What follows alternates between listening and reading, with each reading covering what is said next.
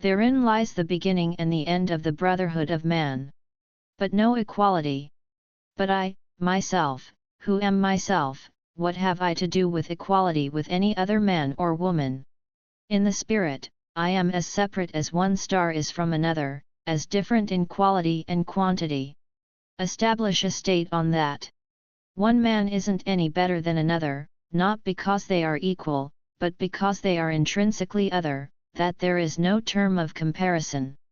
The minute you begin to compare, one man is seen to be far better than another, all the inequality you can imagine is there by nature.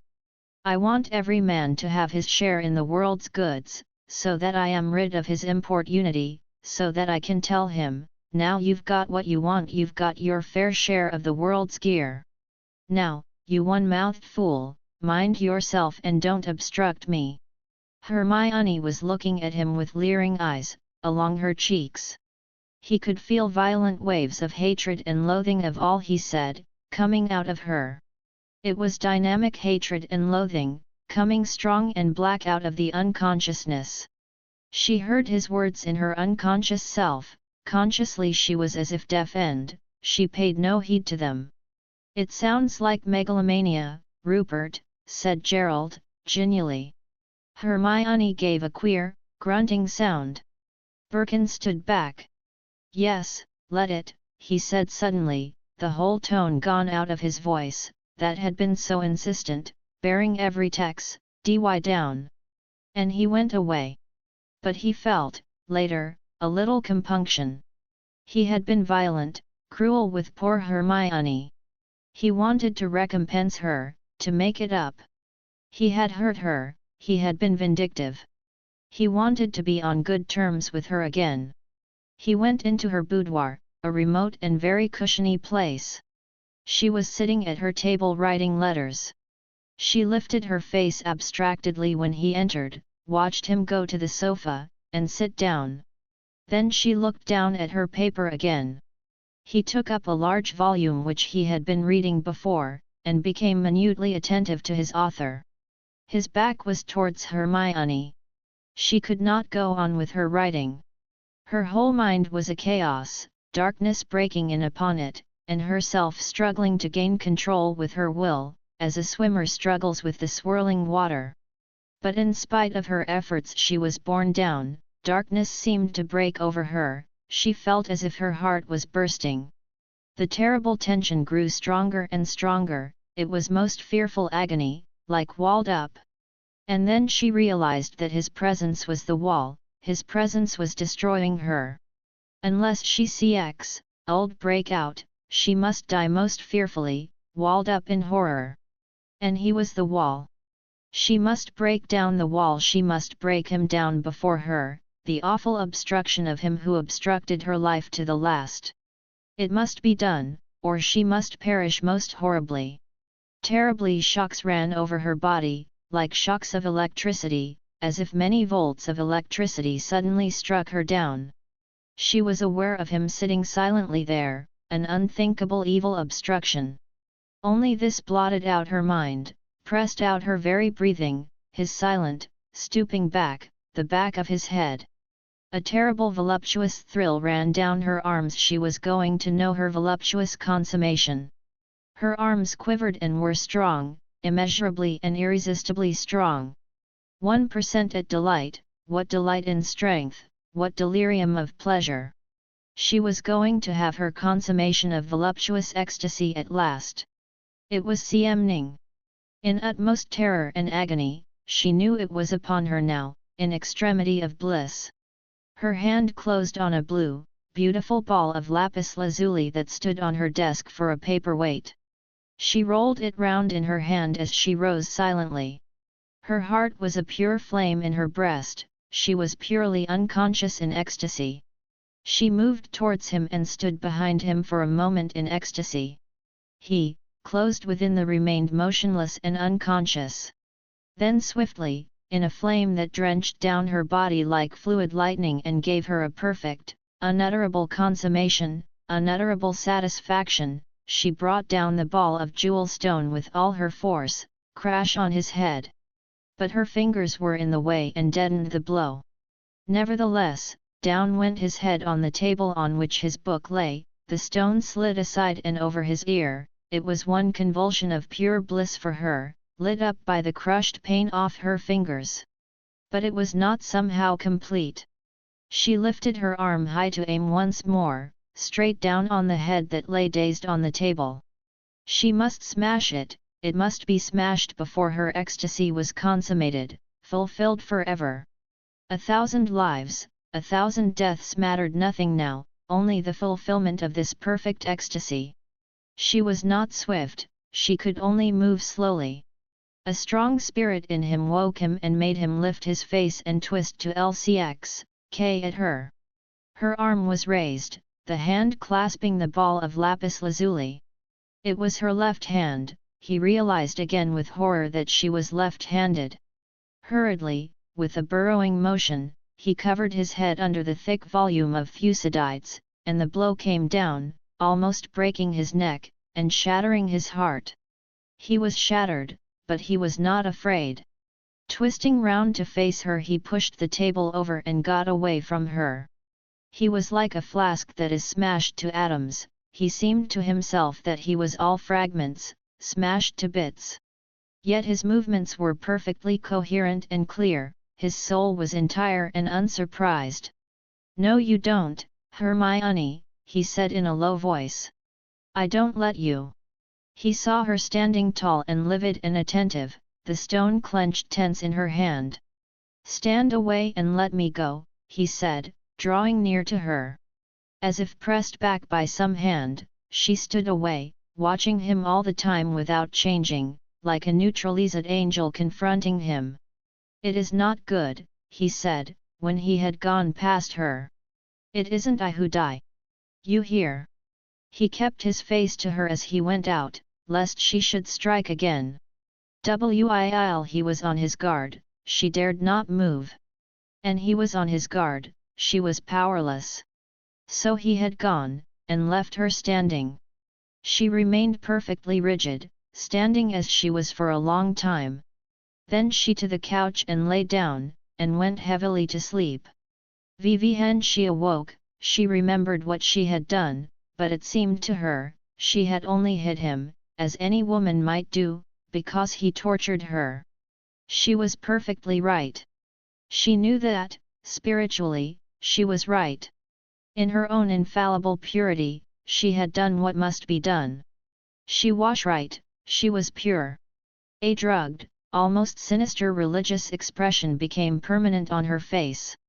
Birkin, barely conscious, and yet perfectly direct in his motion, went out of the house and straight across the park, to the open country, to the hills. The brilliant day had become overcast, spots of rain were falling. He wandered on to a wild valley side, where were thickets of hazel, many flowers, tufts of heather, and little clumps of young fir trees, budding with soft paws.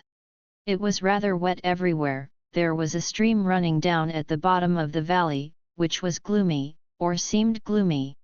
He was aware that he could not regain his consciousness, that he was moving in a sort of darkness. Yet he wanted something. He was happy in the wet hillside, that was overgrown and obscure with bushes and flowers. He wanted to touch them all, to saturate himself with the touch of them all. He took off his clothes, and sat down naked among the primroses, moving his feet softly among the primroses, his legs, his knees, his arms right up to the armpits, lying down and letting them touch his breasts. It was such a fine, cool, subtle touch all over him, he seemed to saturate himself with their contact. But they were too soft. He went through the long grass to a clump of young fir trees, that were no higher than a man. Soft sharp boughs beat him, as he moved in keen pangs against them, threw little cold showers of drops on his and beat his loins with their clusters of soft sharp needles. There was a thistle which pricked him vividly, but not too much, because all his movements were too discriminate and soft. To lie down and roll in the sticky, cool young hyacinths, to lie on one's belly and cover one's back with handfuls of fine wet grass, soft as a breath, soft and more delicate and more beautiful than the touch of any woman, and then to sting one's thigh against the living dark bristles of the fir boughs, and then to feel the light whip of the hazel on one's shoulders, stinging, and then to clasp the silvery birch trunk against one's breast, its smoothness, its hardness, its vital knots and ridges. This was good, this was all very good, very satisfying. Nothing else would do, nothing else would satisfy, except this coolness and subtlety of vegetation traveling into one's blood. How fortunate he was, that there was this lovely, subtle responsive vegetation, waiting for him, as he waited for it, how fulfilled he was, how happy. As he dried himself a little with his handkerchief, he thought about Hermione and the blow. He could feel a pain on the side of his head. But after all, what did it matter? What did Hermione matter, what did people matter altogether? There was this cool loneliness, so lovely and fresh and unexplored. Really, what a mistake he had made, thinking he wanted people, thinking he wanted a woman. He did not want a woman, not in the least. The leaves and the primroses and the trees, they were really lovely and cool and desirable, they really came into the blood and were added on to him. He was enriched and now immeasurably, and so glad. It was quite right of Hermione to want to kill him. What had he to do with her? Why should he pretend to have anything to do with human beings at all? Here was his world, he wanted nobody and nothing but the lovely, subtle, responsive vegetation, and himself, his own living self.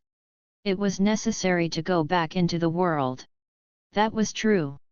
But that did not matter, so one knew where one belonged. He knew now where he belonged. This was his place, his marriage place. The world was extraneous. He climbed out of the valley, wondering if he were mad. But if so, he preferred his own madness to the regular sanity. He rejoiced in his own madness, he was free.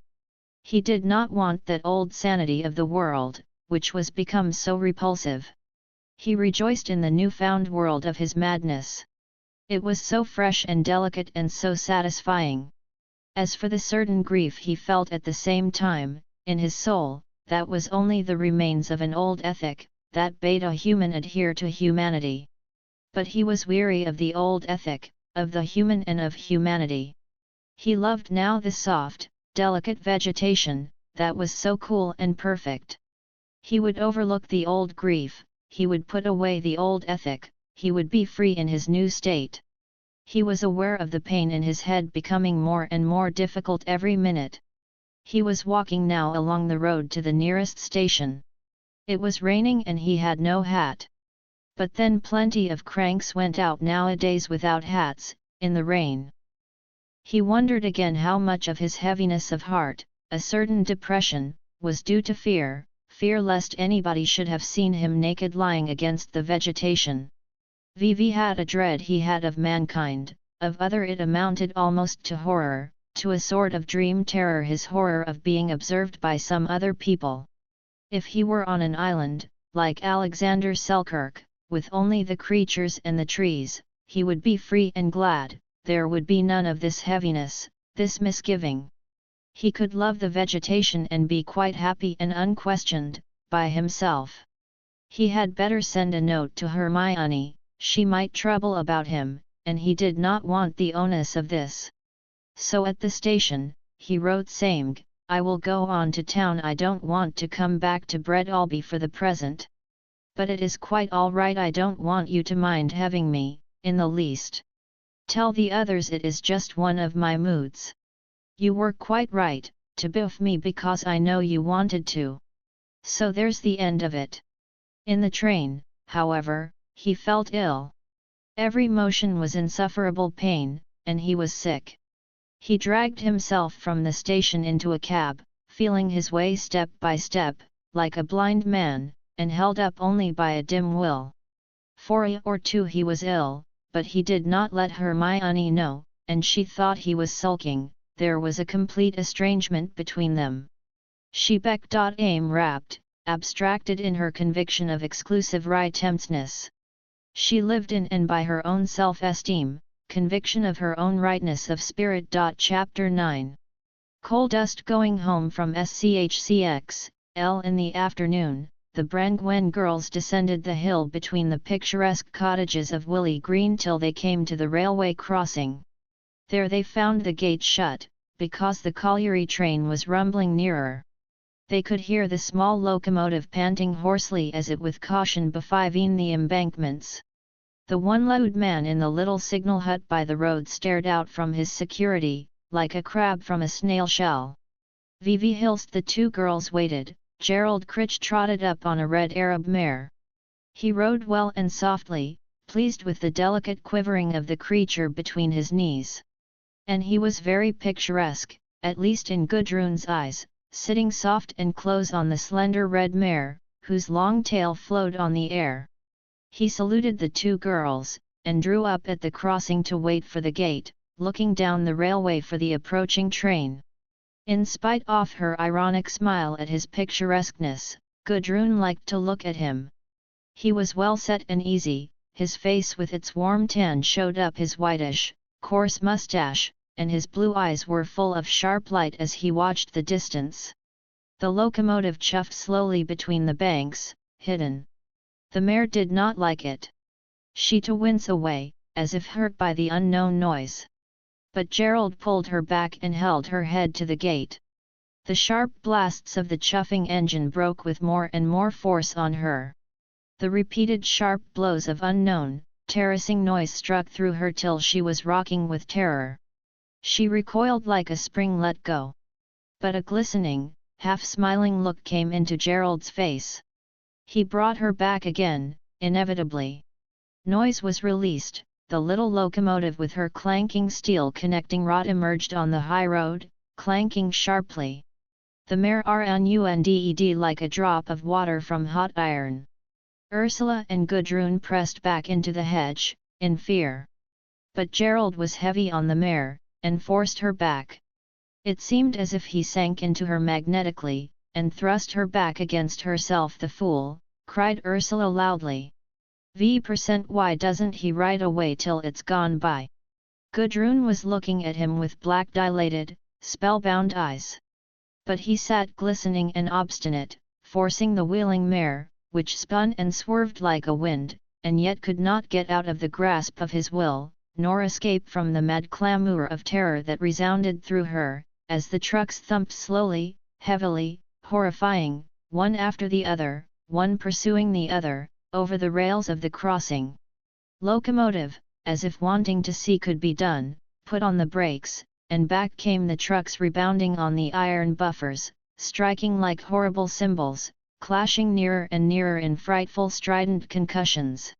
The mare opened her mouth and rose slowly, as if lifted up on a wind of terror. Then suddenly her 4 feet struck out, as she convulsed herself utterly away from the horror. Back she went, and the two girls clung to each other, feeling she must fall backwards on top of him. But he leaned forward, his face shining with fixed amusement, and at last he brought her down, sank her down, and was airing her back to the mark. But as strong as the pressure of his compulsion was the repulsion of her utter terror, throwing her back away from the railway, so that she spun round and round, on 2 legs, as if she were in the centre of some whirlwind. It made Gudrun faint with poignant dizziness, which seemed to penetrate to her heart. "No! No! Let her go! Let her go, you fool, you fool!" cried Ursula at the top of her voice, completely outside herself. And Gudrun hated her bitterly for being outside herself. It was unendurable that Ursula's voice was so powerful and naked. A sharpened look came on Gerald's face. He bit himself down on the mare like a keen edge biting home, and forced her round. She roared as she breathed, her nostrils were 2 wide, hot holes, her mouth was apart, her eyes frenzied. It was a repulsive sight. But he held on her unrelaxed, with an almost mechanical relentlessness, keen as a sword pressing into her. Both man and horse were sweating with violence. Yet he seemed calm as a ray of cold sunshine. Meanwhile the eternal trucks were rumbling on, very slowly, treading one after the other, like a disgusting dream that has no end. The connecting chains were grinding and squeaking as the tension varied, the mare pawed and struck away mechanically now, her terror fulfilled in her, for now the man encompassed her, her paws were blind and pathetic as she beat the air, the man closed round her, and brought her down, almost as if she were part of his own physique. "And she's bleeding! She's bleeding!" cried Ursula, frantic with opposition and hatred of Gerald. She alone understood him perfectly, in pure opposition. Gudrun looked and saw the trickles of blood on the sides of the mare, and she turned white. And then on the very wound the bright spurs came down, pressing relentlessly. The world reeled and passed into nothingness for Gudrun, she could not know any more. She recovered, her soul was calm and cold, without feeling. The trucks were still rumbling by, and the man and the mare were still fighting. But she herself was cold and separate, she had no more feeling for them. She was quite hard and indifferent. They could see the top of the hooded guard's van approaching, the sound of the trucks was diminishing, there was hope of relief from the intolerable noise. The heavy panting of the half-stunned mare sounded automatically, the man seemed to be relaxing confidently, his bright and unstained. The guard's van came up, and passed slowly, the guard staring out in his transition on the road.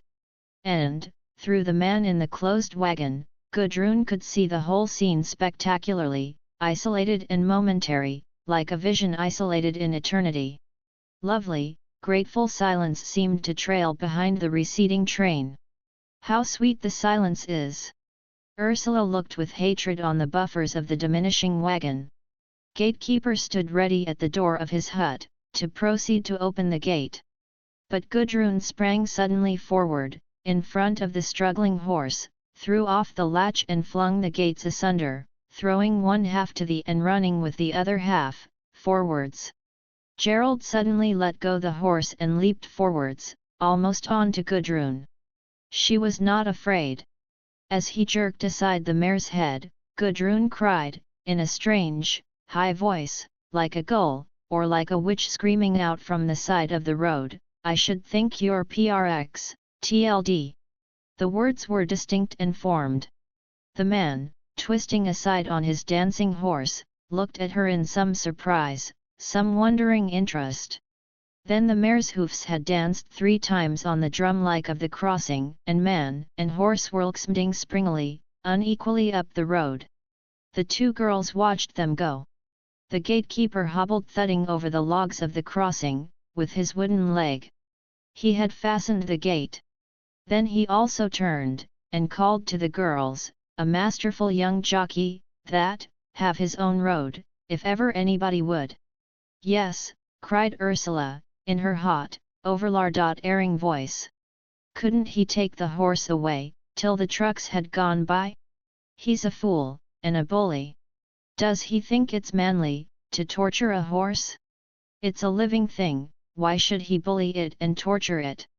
There was a pause, then the gatekeeper shook his head, and replied, "Yes, it's as nice a little mare as you could set eyes on, beautiful little thing, beautiful.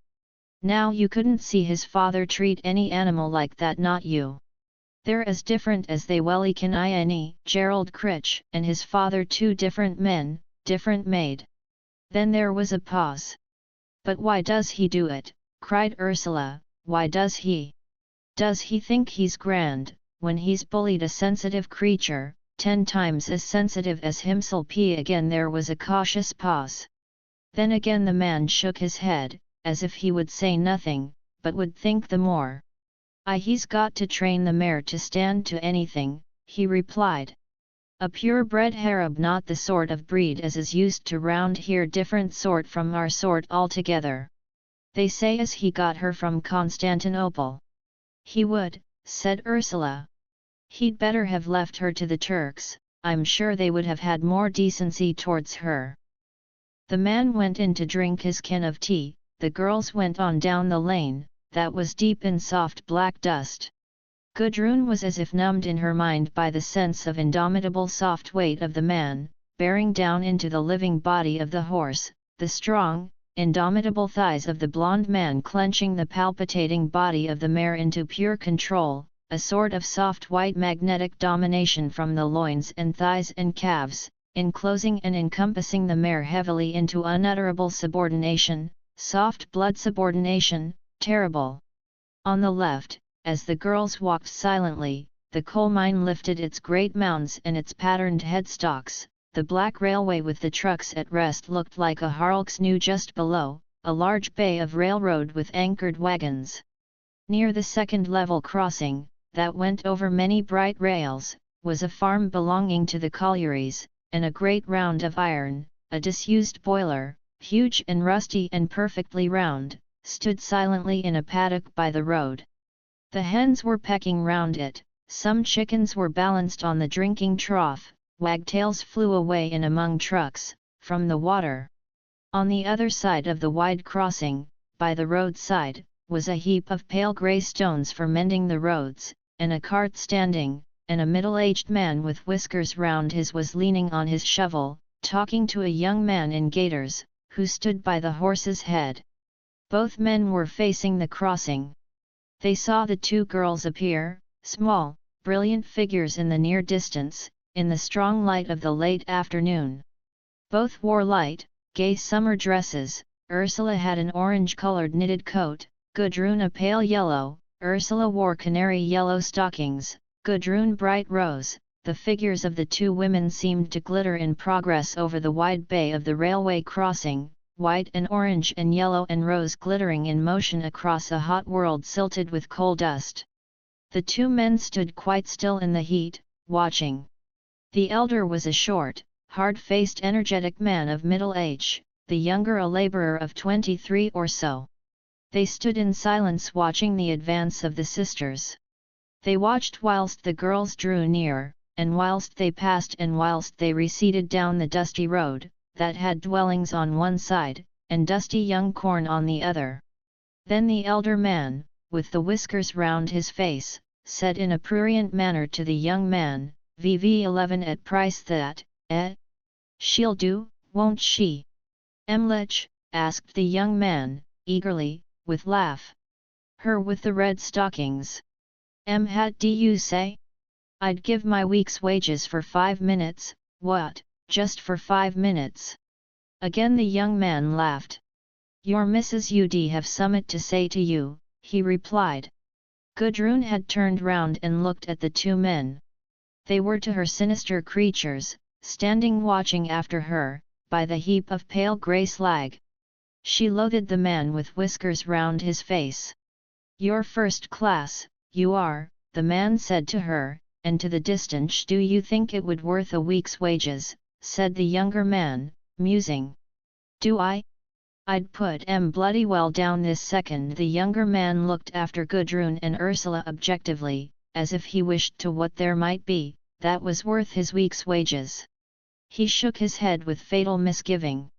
"No," he said. "It's not worth that to me." "Isn't," said the old man.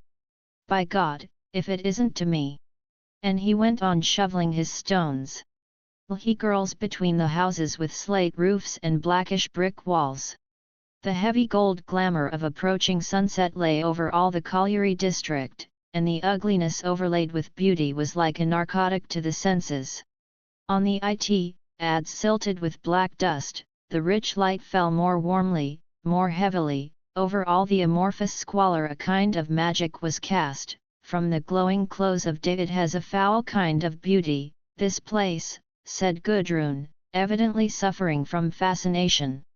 "Can't you feel in some way, a thick, hot attraction in it?" "I can. And it quite stupefies me." They were passing between blocks of miners' dwellings. In the backyards of several dwellings, a miner could be seen washing himself in the open on this hot evening, naked down to the loins, his great trousers of moleskin slipping almost away. Miners already cleaned were sitting on their heels, with their backs near the walls, talking and silent in pure physical well-being, tired, and taking physical rest. Their voices sounded out with strong intonation, and the broad dialect was curiously caressing to the blood. It seemed to envelop Gudrun in a labourer's caress. There was in the whole atmosphere of physical men, a glamorous thickness of labour and maleness, surcharged in the air. But it was universal in the district, and therefore unnoticed by the inhabitants. To Gudrun, however, it was potent and half repulsive. She could never tell why Beldover was so utterly different from London and the South, why one's whole feelings were different, why one seemed to live in another sphere.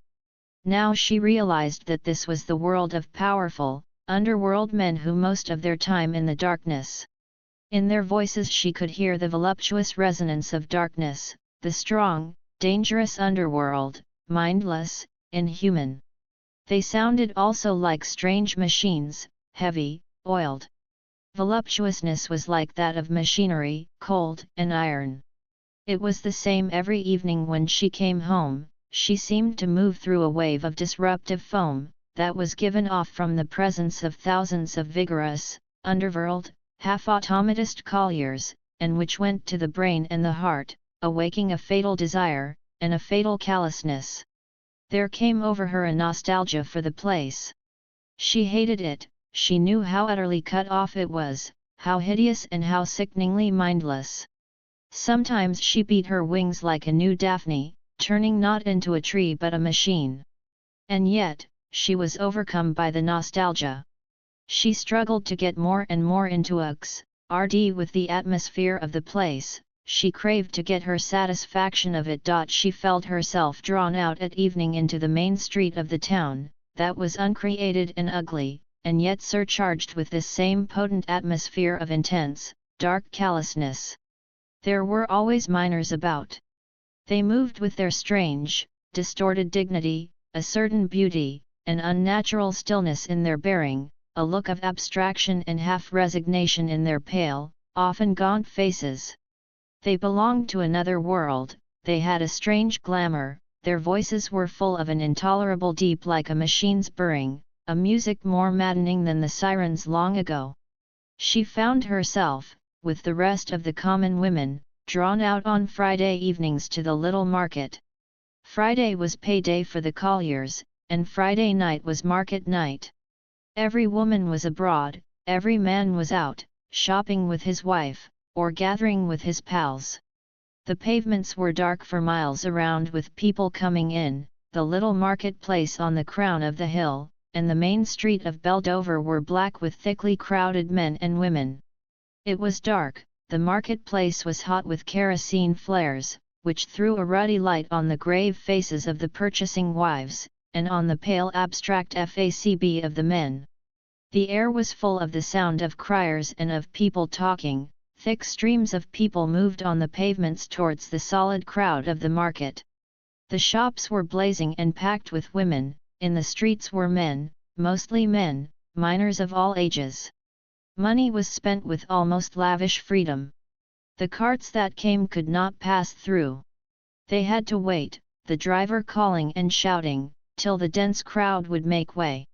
Everywhere, young fellows from the outlying districts were making conversation with the girls, standing in the ad and at the corners. The doors of the public houses were open and full of light, men passed in and out in a continual stream, everywhere men were calling out to one another, or crossing to meet one another, or standing in little gangs and ensembles, discussing, endlessly discussing. The sense of talk, buzzing, jarring, half-secret, the endless mining and political angling, vibrated in the air like discordant machinery. And it was their voices which affected Gudrun almost to swooning.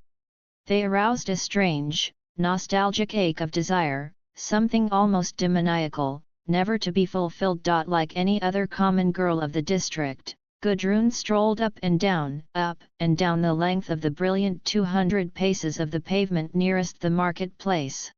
She knew it was a vulgar thing to do. Her father and mother could not bear it, but the nostalgia came over her, she must among the people. Sometimes she sat among the louts in the cinema, rakish-looking, unattractive louts they were. Yet she must be among them. And, like any other common lass, she found her boy. It was an electrician, one of the electricians introduced according to Gerald's new scheme. He was an earnest, clever man, a scientist with a passion for sociology. He lived alone in a cottage, in lodgings, in Willey Green. He was a gentleman, and sufficiently well-to-do. His landlady spread the reports about him. He would have a large wooden tub in his bedroom, and every time he came in from work, he would have pails and pails of water brought up, to bathe in. Then he put on clean shirt and underclothing every day, and clean silk socks. Fastidious and exacting he was in these respects, but in every other way, most ordinary and unassuming. Gudrun knew all these things. The Brangwens house was one to which the gossip came naturally and inevitably. Palmer was in the first place a friend of Ursula's. But in his pale, elegant, serious face there showed the same nostalgia that Gudrun felt. He too must walk up and down the street on Friday evening. So he walked with Gudrun, and a friendship was struck up between them. But he was not in love with Gudrun, he really wanted Ursula, but for some strange reason, nothing could happen between her and him. He liked to have Gudrun about, as a fellow-mind, but that was all. And she had no real feeling for him. He was a scientist, he had to have a woman to back him. But he was really impersonal, he had the fineness of an elegant pair of machinery. He was too cold, too destructive to care really for women, too great an egoist. He was polarized by the men. Individually he detested and despised them. In the mass they fascinated him, as machinery fascinated him. They were a new sort of machinery to him, but incalculable, incalculable. So Gudrun strolled the streets with Palmer, or went to the cinema with him. And his long, pale, rather elegant face flickered as he made his sarcastic remarks. There they were, the two of them, two elegants in one sense, in the other sense, two units, absolutely adhering to the people. Teeming with the distorted colliers. The same secret seemed to be working in the souls of all alike, Gudrun, Palmer, the rakish young bloods, the gaunt, middle-aged men. All had a secret sense of power, and of inexpressible destructiveness, and of fatal half-heartedness, a sort of rottenness in the will. Sometimes Gudrun would start aside, see it all, see how she was sinking in. And then she was filled with a fury of contempt and anger. She felt she was sinking into one mass with the rest, all so close and intermingled and breathless. It was horrible. She stifled. She prepared for flight, feverishly she flew to her work. But soon she let go. She started off into the country, the darkish, glamorous country. The spell was beginning to work again. Chapter 10. Sketchbook. One morning the sisters were sketching by the side of Willey Water, at the remote end of the lake. Gudrun had waded out to a gravelly shoal, and was seated like a Buddhist, staring fixedly at the water plants that rose succulent from the mud of the low shores. What she could see was mud, soft, oozy, watery mud, and from its festering chill, water plants mse up, thick and cool and fleshy, very straight and turgid, thrusting out their leaves at right angles, and having dark lurid flowers, dark green, and blotches of black, purple and bronze. But she could feel their turgid fleshy structure as in a sensuous vision. She knew how they rose out of the mud, she knew how they thrust out from themselves, how they stood stiff and succulent against the air. Ursula was watching the butterflies, of which there were dozens near the water, little blue ones suddenly snapping out of nothingness into a jewel life, a large black and red one standing upon a flower and breathing with his soft wings, intoxicatingly, breathing pure, ethereal sunshine, two white ones wrestling in the low air. There was a halo round them. When they came tumbling near they were orange tips, and it was the orange that had made the halo. Ursula rose and drifted away, unconscious like the butterflies. Gudrun, absorbed in a stupor of apprehension of surging water plants, sat crouched on the shoal, drawing, not looking up for a long time, and then staring unconsciously, absorbedly at the rigid, naked, succulent stems. Her feet were bare, her hat lay on the bank opposite. She started out of her trance, hearing the knocking of oars. She looked round. There was a nine, with a gaudy Japanese parasol, and a man in white, rowing. The woman was Hermione, and the man was Gerald. She knew it instantly. And instantly she perished in the keen frisson of anticipation, an electric vibration in her veins, intense, much more intense than that which was always humming low in the atmosphere of Beldover. Gerald was her escape from the heavy slough of the pale, underworld, automatic colliers. He started out of the mud. He was master. She saw his back, the movement of his white loins. But not that it was the whiteness he seemed to enclose as he bent forwards, rowing. He seemed to stoop to something. His glistening, whitish hair seemed like the electricity of the sky. "There's Gudrun," came Hermione's voice floating distinct over the water. "We will go and speak to her. Do you mind?" Gerald looked round and saw the girl standing by the water's edge, looking at him. He pulled the nine, towards her, magnetically, without thinking of her. In his world, his conscious world, she was still nobody. He knew that Hermione had a curious pleasure in treading down all the social differences, at least apparently, and he left it to her. "How do you do, Gudrun?" sang Hermione, using the Christian name in the fashionable manner. "Vivi, how are you doing?" "How do you do, Hermione?" "I was sketching."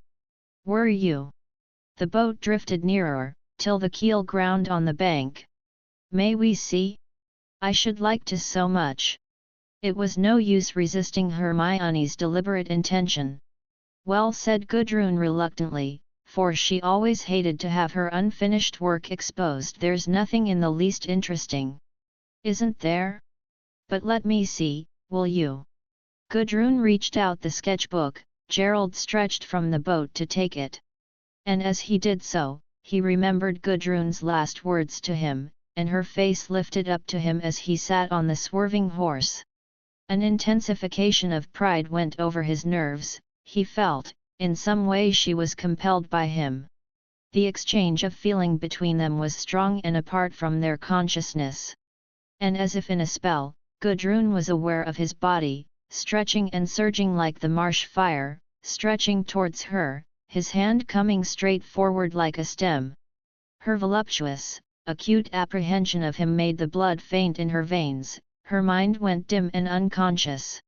And he rocked on the water perfectly, like the rocking of phosphorescence.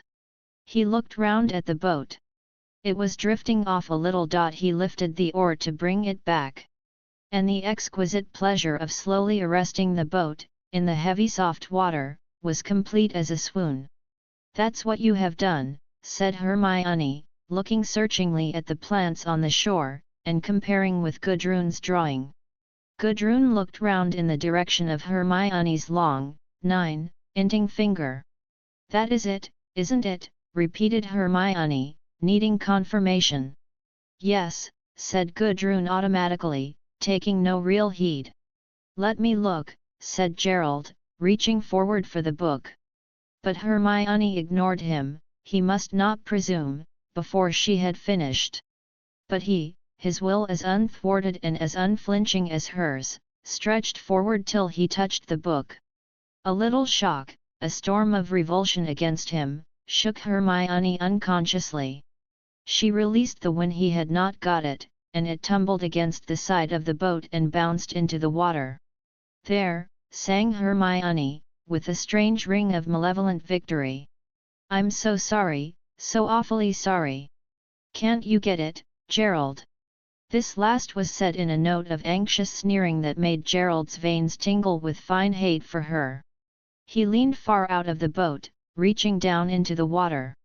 He could feel his was ridiculous. His loins X1X, said behind him. "It is of no importance," came the strong, clanging voice of Gudrun. She seemed to touch him. But he reached further, the boat swayed violently. Hermione, however, remained unperturbed. "The book," under the water, and brought it up, dripping. "I'm so dreadfully sorry," repeated Hermione. "I'm afraid it was all my fault." "It's of no I assure you it doesn't matter in the least," said Gudrun loudly, with emphasis, her face flushed scarlet. And she held out her hand impatiently for the wet nine. "Okay, to have done with the Gerald gave it to her." He was not quite himself. "I'm so dreadfully sorry," repeated Hermione, till 9. Gerald and Gudrun were exasperated. "Is there nothing that can be done?" "In what way?" asked Gudrun, with cool irony. "Can't we save the drawings?" There was a moment's pause, wherein Gudrun made evident all her refutation of Hermione's persistence.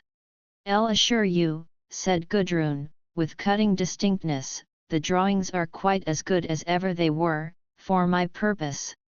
I want them only for reference. But can't I give you a new book? I wish you'd let me do that.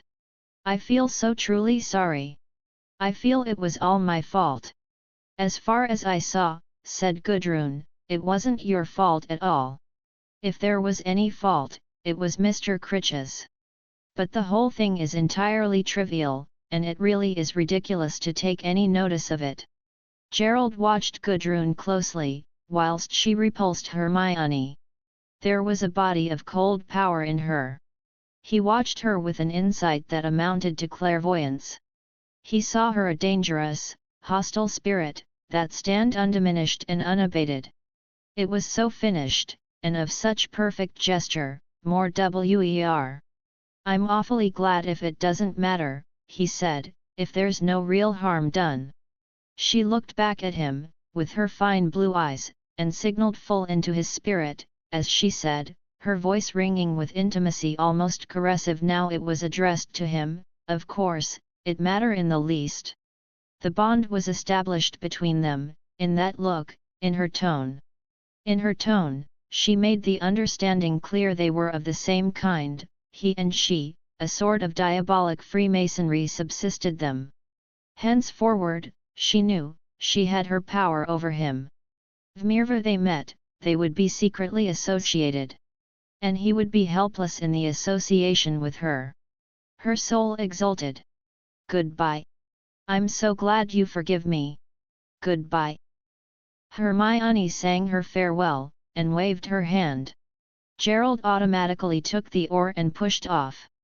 But he was looking all the time, with a glimmering, subtly smiling admiration in his eyes, at Gudrun, who stood on the shoal shaking the wet nine, in her hand. She turned away and ignored the receding boat. But Gerald looked back as he rowed, beholding her, forgetting what he was doing. "Aren't we going too much to the left?" sang Hermione, as she sat ignored under her coloured parasol. Gerald looked round without replying, the oars balanced and glancing in the sun. "I think it's all right," he said good-humouredly, beginning to row again without thinking of what he was doing. And Hermione disliked him extremely for his good-humoured obliviousness. She was nullified, she could not regain ascendancy. Chapter 11. An island. Meanwhile Ursula had wandered on from Willey Water along the course of the bright little stream. Afternoon was full of larks singing. On the bright hillsides was a subdued smoulder of gorse. A few forget-me-nots flowered by the water. There was a rousedness and a glancing everywhere. She strayed absorbedly on, over the brooks. She wanted to go to the mill pond above.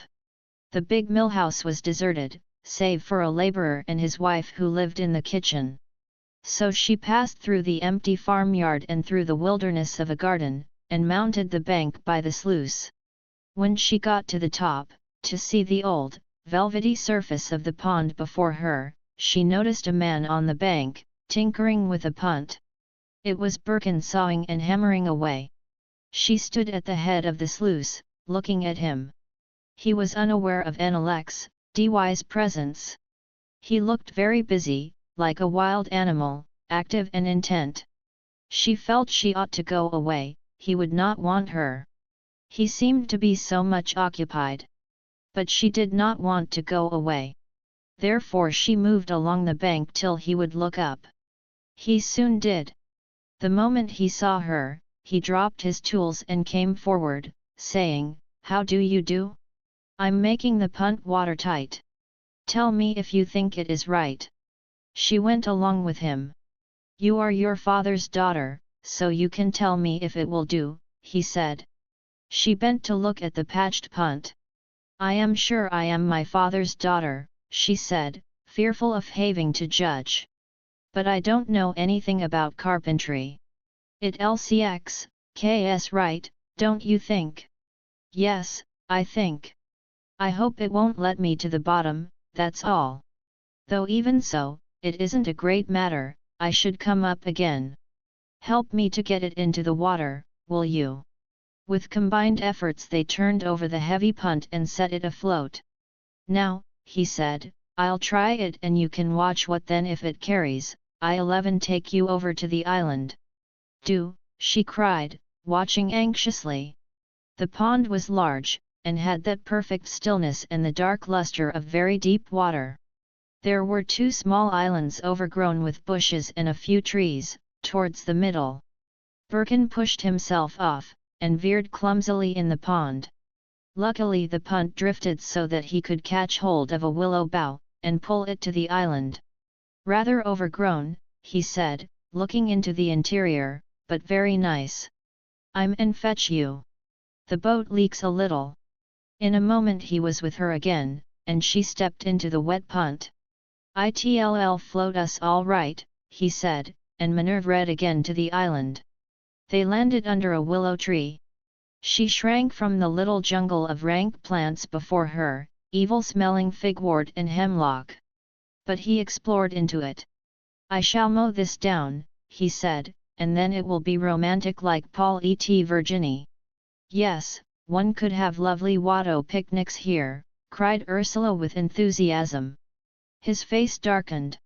"I don't want Watteau picnics here," he said. "Only your Virginie," she laughed. "Virginie enough," he smiled wryly. "No, I don't want her either." Ursula looked at him closely. She had not seen him since Brett Albee.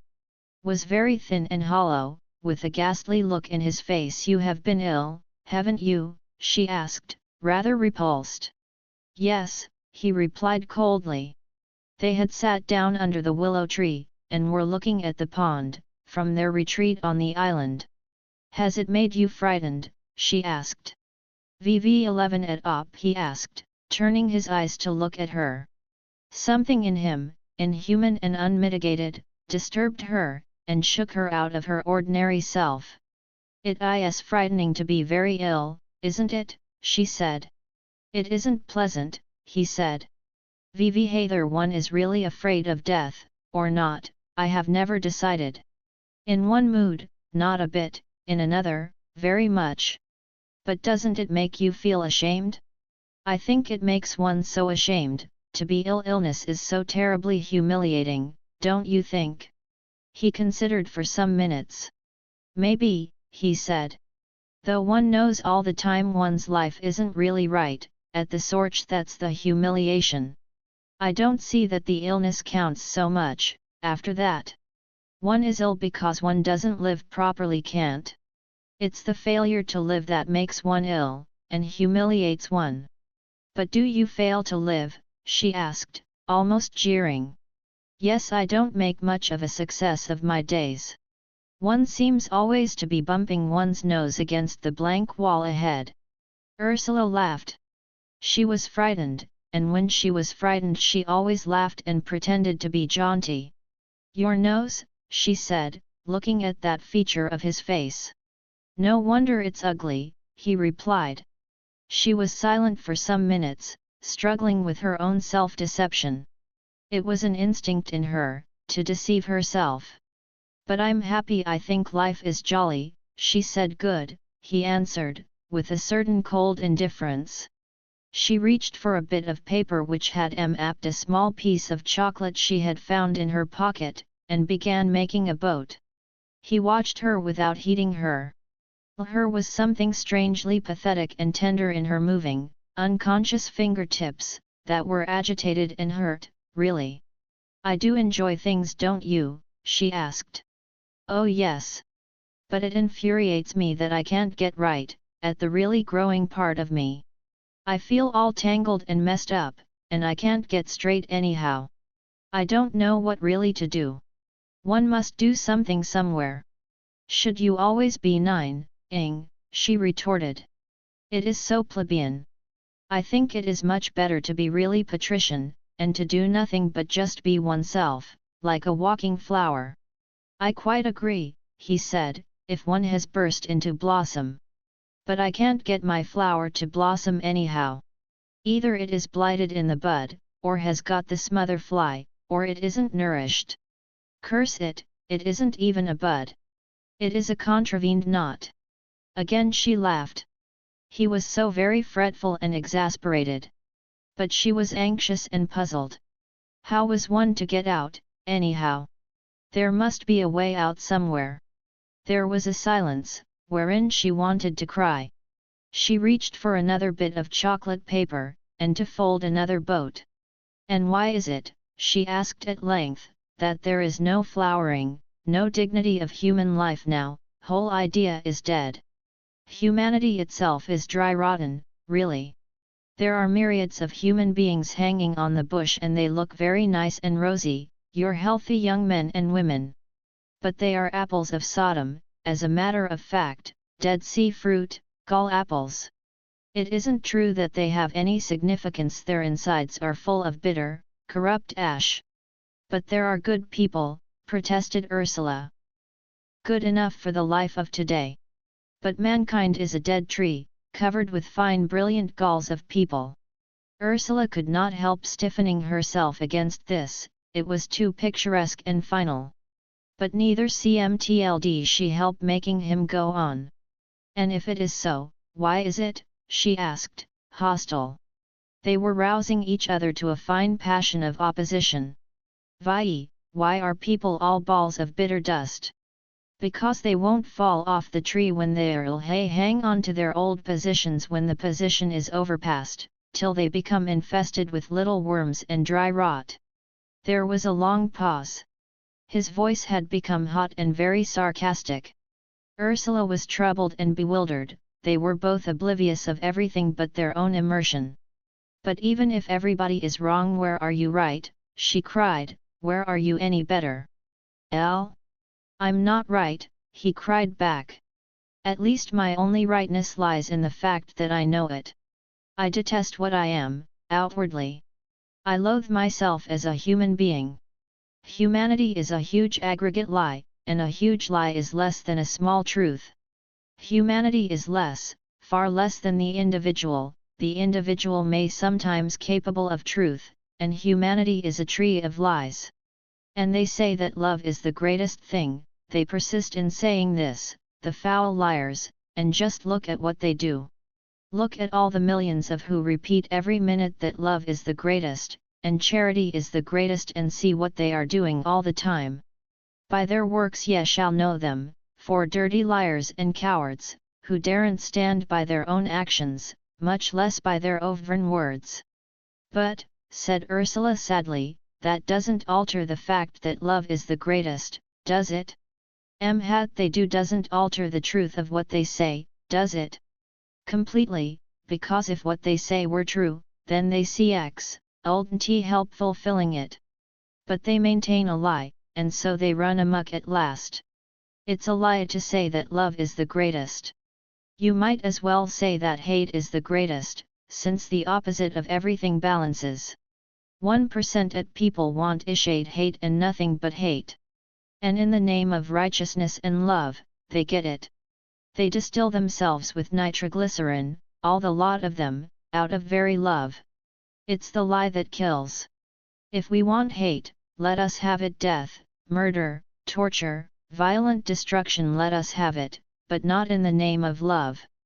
But I abhor humanity, I wish it was swept away. It could go, and there would be no absolute loss, if every human being perished tomorrow. The reality would be untouched. Nay, it would be better. Real tree of life would then be rid of the most ghastly, heavy crop of Dead Sea fruit, the intolerable burden of myriad simulacra of people, an infinite weight of mortal lies. So you'd like Evrelex, dy in the world destroyed, said Ursula. I should indeed. And the world empty of yes truly. You yourself, don't you find it a beautiful clean thought, a world empty of people, just uninterrupted grass, and a hare sitting up? The pleasant sincerity of I's voice made Ursula pause to consider her own proposition. And really it was attractive, a clean, lovely, humanless world. It was the really desirable. Her heart hesitated, and exulted. But still, she was dissatisfied with him. But, she objected, you dead yourself, so what good would it do? I would die like a shot, to know that the earth would really be cleaned of all the it is the most beautiful and freeing thought. There would never be another foul humanity created, for a universal defilement. No, said Ursula, there would be nothing. Matt. Nothing? Just because humanity was already out? You flatter yourself. There'd be everything. But how, if there were no people? Do you think that creation depends on man? It merely doesn't. There are the trees and the grass and birds. I much prefer to think of the lark rising up in the morning upon a humanless world. Man is a mistake, he must go. There is the grass, and hares, and adders, and the unseen hosts, actual angels that go about when a dirty humanity doesn't interrupt them, and good pure-tissued demons, very nice. It pleased Ursula, what he said, pleased her very much, as a fantasy. Of course it was only a pleasant fancy. She herself knew too well the actuality of humanity, its hideous actuality. She knew it could not disappear so cleanly and conveniently. It had a long way to go yet, a long and hideous way. Her subtle, feminine, demoniacal soul knew it well. If only man was swept off the earth, creation would go on so marvelously, with a new start, non-human. Man is one of the mistakes of creation, like the ichthyosauri. If only he were gone again, think what lovely things would come out of the liberated days, things straight out of the fire. But man will never be gone, she said, with insidious, diabolical knowledge of the horrors of persistence. The world will go with him. Ah no, he answered, not so. I believe in the proud angels and the demons that are our forerunners. They will destroy us, because we are not proud enough. The ichthyosauri were not proud, they crawled and floundered as we do. And besides, look at elderflowers and bluebells, they are a sign that pure creation takes place, even the butterfly. But humanity never gets beyond the caterpillar stage, it rots in the chrysalis, it never will have wings. It is anti-creation, like monkeys and baboons. Ursula watched him as he talked. There seemed a certain impatient fury in him, all the while, and at the same time a great amusement in everything, and a final tolerance. And it was this tolerance she mistrusted, not the fury. She saw that, all the while, in spite of himself, he would have to be trying to save the world. And this knowledge, whilst it comforted her heart somewhere with a little self-satisfaction, stability, yet filled her with a certain sharp contempt and hate of him. She wanted him to herself, she hated the Salvator Mundi touch. It was something diffuse and generalist about him, which she could not stand. He would behave in the same way, say the same things, give himself as completely to Annalex, dy who came along, anybody and everybody who liked to him. It was despicable, a very insidious form of prostitution, but, she said, you believe in individual love, even if you don't believe in loving humanity. I don't believe in love at all, that is, any more than I believe in hate, or in grief. Love is one of the emotions like all the others, and so it is all right whilst you feel it, but I can't see how it becomes an absolute. It is just part of human relationships, no more. And it is only part of any human relationship. And why one should required always to feel it, any more than one always feels sorrow or distant joy, I cannot conceive. Love isn't a desideratum, it is an emotion you feel or you don't feel, according to circumstance. Why do you care about people at all, she asked, if I don't believe in love? Do you 9, the about humanity, do Al? Because I can't get away from it. Because you love it, she persisted. It irritated him. If I do love it, he said, it is my disease. But it is a disease you don't want to cure it of, she said, with some cold sneering. He was silent now, feeling she wanted to insult him. And if you don't believe in love, what do you believe in? She asked mocking. Simply in the end of the world, and grass. He was beginning to feel a fool. I believe in the unseen hosts, he said. And nothing else? You believe in nothing visible, except grass and birds? Your world is a poor show. Perhaps it is, he said, cool and superior. Now he was offended, assuming a certain insufferable aloof superiority, and withdrawing into his distance. Ursula him. But also she felt she had lost something. She looked at him as he sat crouched on the bank. Her was a certain priggish Sunday school stiffness over him, priggish and detestable. And yet, at the same time, the molding of him was so quick and attractive, it gave such a great sense of freedom, the molding of his brows, his chin, his whole physique, something so alive, somewhere, in spite of the look of sickness. And it was this duality in feeling which he created in her, that made a fine hate of him quicken in her bowels. There was his wonderful, desirable life rapidity, the rare quality of an utterly desirable man, and there was at the same time this ridiculous, mean effacement into a Salvator Mundi and a Sunday school teacher, a prig of the stiffest type. He looked up at her. He saw her face strangely enkindled, as if suffused from within by a powerful sweet fire. His soul was arrested in wonder. She was enkindled in her own living fire. Arrested in wonder and in pure, perfect attraction, he moved towards her. She sat like a strange queen, almost supernatural in her glowing smiling richness. Point about love, he said, his CX, anxiousness quickly adjusting itself, is that we hate the word because we have vulgarized it. It ought to be prescribed, tabooed from utterance, for many years, till we get a new, better idea. There was a beam of understanding between them. But it always means the same thing, she said. Ah God, no, let it not mean that any more, he cried. Let the old meanings go. But still it is love, she persisted. A strange, wicked yellow light shone at him in her eyes. He hesitated, baffled, withdrawing. No, he said, it isn't. Spoken like that, never in the world. You've no business to utter the word. I must leave it to you, to take it out of the Ark of the Covenant at the right moment, she mocked. Again they looked at each other. She suddenly sprang up, turned her back to him, and walked away. He too rose slowly and went to the water's edge, where, crouching, he began to amuse himself unconsciously. Picking a daisy he dropped it on the pond, so that the stem was a keel, the flower floated like a little water lily, staring with its open face up to the sky. It turned slowly round, in a slow dervish as it veered away.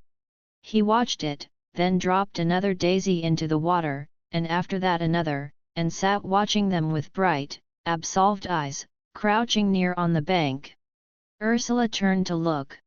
A strange feeling possessed her, as if something were taking place.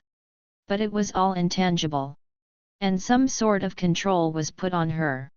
She could not know. She could only watch the brilliant little discs of the daisies veering slowly in travel on the dark, lustrous water. Little flotilla was drifting into the light, a company of white circks in the distance. Do let us go to the shore, to follow them, she said, afraid of being any longer imprisoned on the island. And they pushed off in the punt. She was glad to be on the free land again. She went along the bank towards the sluice. The daisies were scattered broadcast on the pond, tiny radiant things, like an exaltation, points of exaltation here and there. Did they move her so strongly and mystically? Look, he said, your 9 of purple paper is escorting them, and they are a convoy of rafts. Some of the daisies came slowly towards her, hesitating, making a shy bright little cotillion on the dark clear water. Their gay bright candour moved her so much as they came near, that she was almost in tears. "Vvhy are they so lovely," she cried. "Why do I think them so lovely?" "They are nice flowers," he said, her emotional tones putting a constraint on him. "You know that a daisy is a company of florets, a concourse, become individual. Don't the botanists put it highest in the line of development?" "I believe they do." "The compositae, yes, I think so," said Ursula, who was never very sure of anything. Things she knew perfectly well, at one moment, seemed to become doubtful the next. "Explain it so, then," he said. "The daisy is a perfect little democracy, so it's the highest of flowers, hence its charm." "No," she cried, "no, never. It isn't democratic." "No," he admitted. "It's the golden mob of the proletariat, surrounded by a showy white fence of the idle rich." "How hateful your hateful social orders," she cried. "Quite. It's a daisy, we'll leave it alone." "Do. Let it be a dark horse for once," she said. "If anything can be a dark horse to you," she added satirically. They stood aside, forgetful. As if a little stunned, they 9th were motionless, barely conscious. The little conflict into which they had fallen had torn their consciousness and left them like two impersonal forces, there in CX, intact. He aware of the lapse. He wanted to say something, to get on to a new more ordinary footing. "You know," he said, "that I am having rooms here at the mill? Don't you think we can have some good times?" "Oh, are you?" she said, ignoring all his implication of admitted intimacy. He adjusted himself at once, became normally distant. "If I find I can live sufficiently by myself," he continued, "I shall give up my work altogether. It has become dead to me. I don't believe in the humanity I pretend to be part of, I don't care a straw for the social ideals I live by, I hate the dying organic form of social mankind, so it can't be anything but trumpery, to work at education. I shall drop it as soon as I am clear enough tomorrow be by myself." "Have you enough to live on?" asked Ursula. "Yes, I've about 400 a year. That makes it easy for me." There was a pause. "And what about Hermione?" asked Ursula. "That's over, finally a pure failure, and never could have been anything else. But you still know each other. We could hardly pretend to be strangers, could we?" There was a stubborn pause. "But isn't that a half measure?" asked Ursula at length. "I don't think so," he said. "You'll be able to tell me if it is." Again there was a pause of some minutes' duration. He was thinking.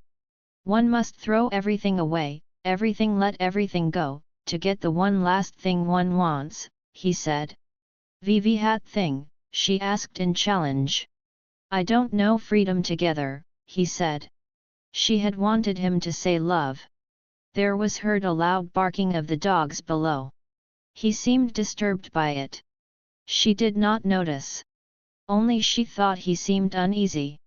"As a matter of fact," he said, in rather a small voice, "I'll believe that is Hermione come now, with Gerald Critch. She wanted to see the moms before they are furnished." "I know," said Ursula. "She will superintend the furnishing for you." "Probably. Does it matter?" "Oh no, I should think not," said Ursula. "Though personally, I can't bear her.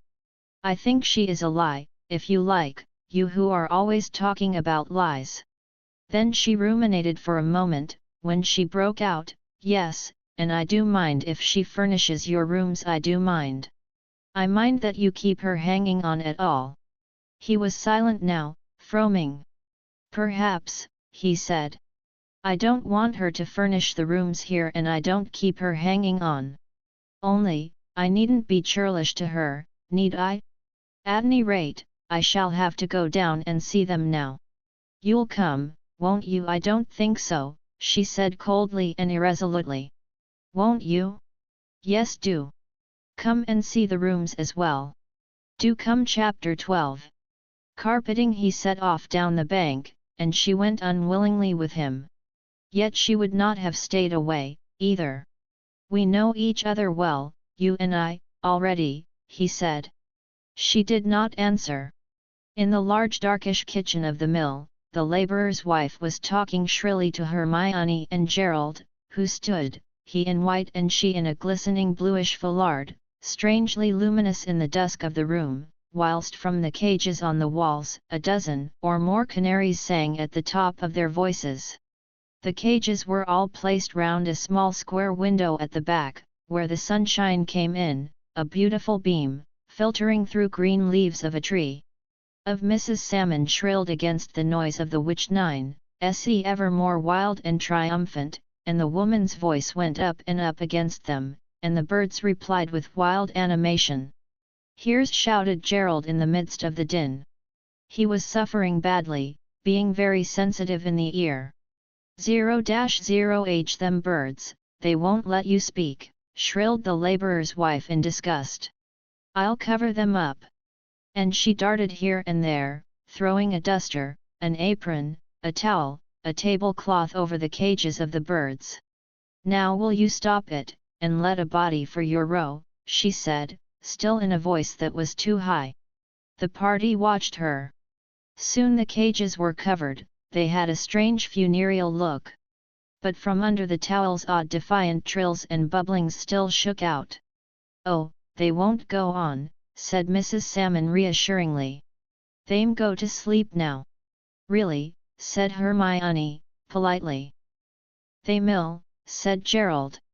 They will go to sleep automatically, now the impression of evening is. Are they so easily deceived? Cried Ursula. Oh, yes, replied Gerald. Don't you know the story of Fabre, who, when he was a boy, put a hen's head under her wing, and she straight away went to sleep? It's quite true. And did that make him a naturalist? Asked Birkin. Probably, said Gerald. Meanwhile Ursula was peeping under one of the cloths. Her sat the canary in a corner, bunched and fluffed up for sleep. How ridiculous, she cried. It really thinks the night has come. How absurd. Really, how can one have any respect for a creature that is so easily taken in? Yes, sang Hermione, coming also to. She put her hand on Ursula's arm and chuckled a low laugh. Yes, doesn't he look comical, she chuckled. Like a stupid husband. Then, with her hand still on Ursula's arm, she drew her away, saying, in her mild sing-song, how did you come here? We saw Gudrun too. Elle came to look at the pond, said Ursula, and I found Mr. Birkin there. Did you? This is quite a Brangwen land, isn't it? I'm afraid I hope so, said Ursula. I ran here for refuge, when I saw you down the lake, just putting off. Did you? And now we've run you to earth. Hermione's eyelids lifted with an uncanny movement, amused but overwrought. She had always her strange, rapt look, unnatural and irresponsible. I was going on, said Ursula. Mr. Birkin wanted me to see the rooms. Isn't it delightful to live here? It is perfect, yes, said Hermione, abstractedly. Then she turned right away from Ursula, ceased to know her existence. How do you feel, Rupert? She sang in a new, affectionate tone, to Birkin. Very well, he replied. Were you quite comfortable? Curious, sinister, rapt look was on Hermione's face. She shrugged her some in a convulsed movement, and seemed like one half in a trance. Quite comfortable, he replied. There was a long pause, whilst Hermione looked at him for a long time, from under her heavy, drugged eyelids. And you think you'll be happy here, she said at last. I'm sure I shall. I'm sure I shall do anything for him as I can, said the labourer's wife. And I'm sure our master will, so I hope he'll find himself comfortable. Hermione turned and looked at her slowly. Thank you so much, she said, and then she turned completely away again. She recovered her and lifting her face towards him, and addressing him exclusively, she said, have you measured the rooms? No, he said, I've been mending the punt. Shall we do it now, she said slowly, balanced and dispassionate. Have you got a tape measure, Mrs. Salmon, he said, turning to the woman. Yes sir, I think I can find one, replied the woman, bustling immediately to a basket. This is the only one I've got, if it will do. Hermione took it, though it was offered to him. Thank you so much, she said. It will do very nicely. Thank you so much. Then she turned to Birkin, saying with a little gay movement, shall we do it now, Rupert? About the others, they'll be bored, he said reluctantly. Do you mind, said Hermione, turning to Ursula and Gerald vaguely. Not in the least, they replied. Room shall we do first, she said, turning again to Birkin, with the same gaiety, now she was going to do something with him. We'll take them as they come, he said. Should I be getting your teas ready, while you do that, said the labourer's wife, also gay because she had something to do. Would you, said Hermione, turning to her with the curious motion of intimacy that seemed to envelop the woman, draw her almost to Hermione's breast, and which left the others standing apart. I should be so glad. Shall we have it? VV11 Air, would you like it? Shall it be in here, or out on the grass? VV here. Shall we have tea? Sang Hermione to the company at large. On the bank by the 9nd. And we'll carry the things up, if you'm just get them ready, Mrs. Salmon, said Birkin. All right, said the pleased woman. Party moved down the passage into the front room. It was empty, but clean and sunny. There was a window looking onto the tangled front garden. This is the dining, said Hermione. We'll measure it this way, Rupert. You go down there. Can't I do it for you, said Gerald, coming to take the end of the tape. No, thank you, cried Hermione, stooping to the ground in her bluish, brilliant foulard. It was a great joy to her to do things, and to have the ordering of the job, with Birkin. He obeyed her subduedly. Ursula and Gerald looked on. It was a peculiarity of Hermione's, that at every moment, she had one intimate, and turned all the rest of those present into onlookers. This raised her into a state of triumph. They measured and discussed in the dining room, and Hermione decided what the floor CX, Veerings must be. It sent her into a strange, convulsed anger, to be thwarted. Birkin always let her have her way, for the moment. Then they moved across, through the hall, to the other front room, that was a little smaller than the first. This is the study, said Hermione. Rupert, I have a rug that I want you to have for here. Will you let me give it to you? Do I want to give it you? VV hat is it like? He asked ungraciously. You haven't seen it. It is chiefly rose red, then blue, a metallic, mid-blue, and a very soft dark blue. I think you would like it. Do you think you would? It sounds very nice, he replied. VV hat is it? Oriental? With a pile? Yes. Persian. It is made of camel's hair, silky. I think it is called Bergamo's 12 feet by 7. Do you think it will do? It would do, he said. But why should you give me an expensive rug? I can manage well with my old Oxford Turkish. But may I give it to you? Do let me. How much did it cost? She looked at him, and said, I don't remember. It was quite cheap. He looked at her, his face set. I don't want to take it, Hermione, he said. Do let me give it to the rooms, she said, going up to him and putting her hand on his arm lightly, pleadingly. I shall be so disappointed. You know I don't want you to give me things, he repeated helplessly. I don't want to give you things, she said teasingly. But will you have this? All right, he said, defeated, and she triumphed. They went upstairs. There were 2 bedrooms to correspond with the rooms downstairs. One of them was half furnished, and Birkin had evidently slept there. Hermione went round the room carefully, taking in every detail, as if absorbing the evidence of his presence, in all the inanimate things. She felt the bed and examined the coverings. "Are you sure you were quite comfortable?" she said, pressing the pillow. "Perfectly," he replied coldly. "And were you warm? There is no down quilt. I am sure you need one. You mustn't have a great pressure of clothes." "I've got one," he said. "It is coming down." They measured the rooms, and lingered over every consideration. Ursula stood at the window and watched the woman carrying the tea up the bank to the pond. She hated the palaver Hermione made. She wanted to drink tea, she wanted anything but this fuss and business. At last they all mounted the grassy bank, to the picnic. Hermione poured out tea. She ignored now Ursula's presence. And Ursula, recovering from her ill humor, turned to Gerald saying, "Oh, I hated you so much the other day, Mr. Critch, said Gerald, wincing slightly away. "For treating your horse so badly." "Oh, I hated you so much."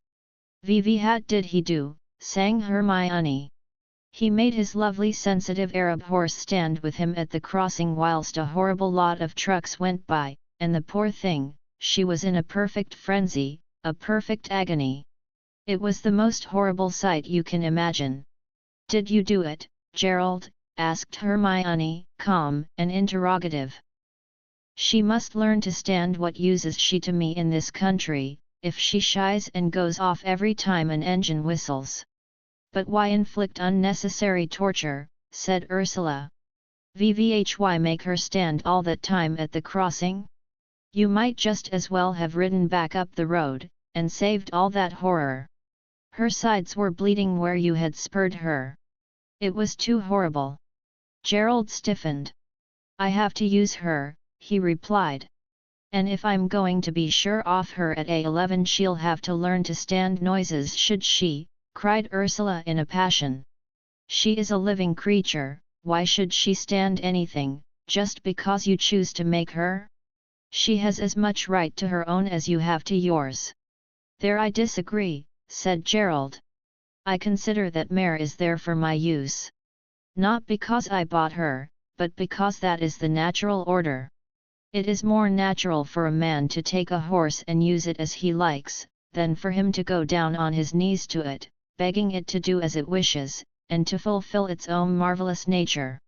Ursula was just breaking out, when Hermione lifted her face and began, in her musing sing-song, I do really think we must have the courage to use the lower animal life for our needs. I do think there is something when we look on every living creature as if it were ourselves. I do feel that it is false to project our own feelings on every animate creature.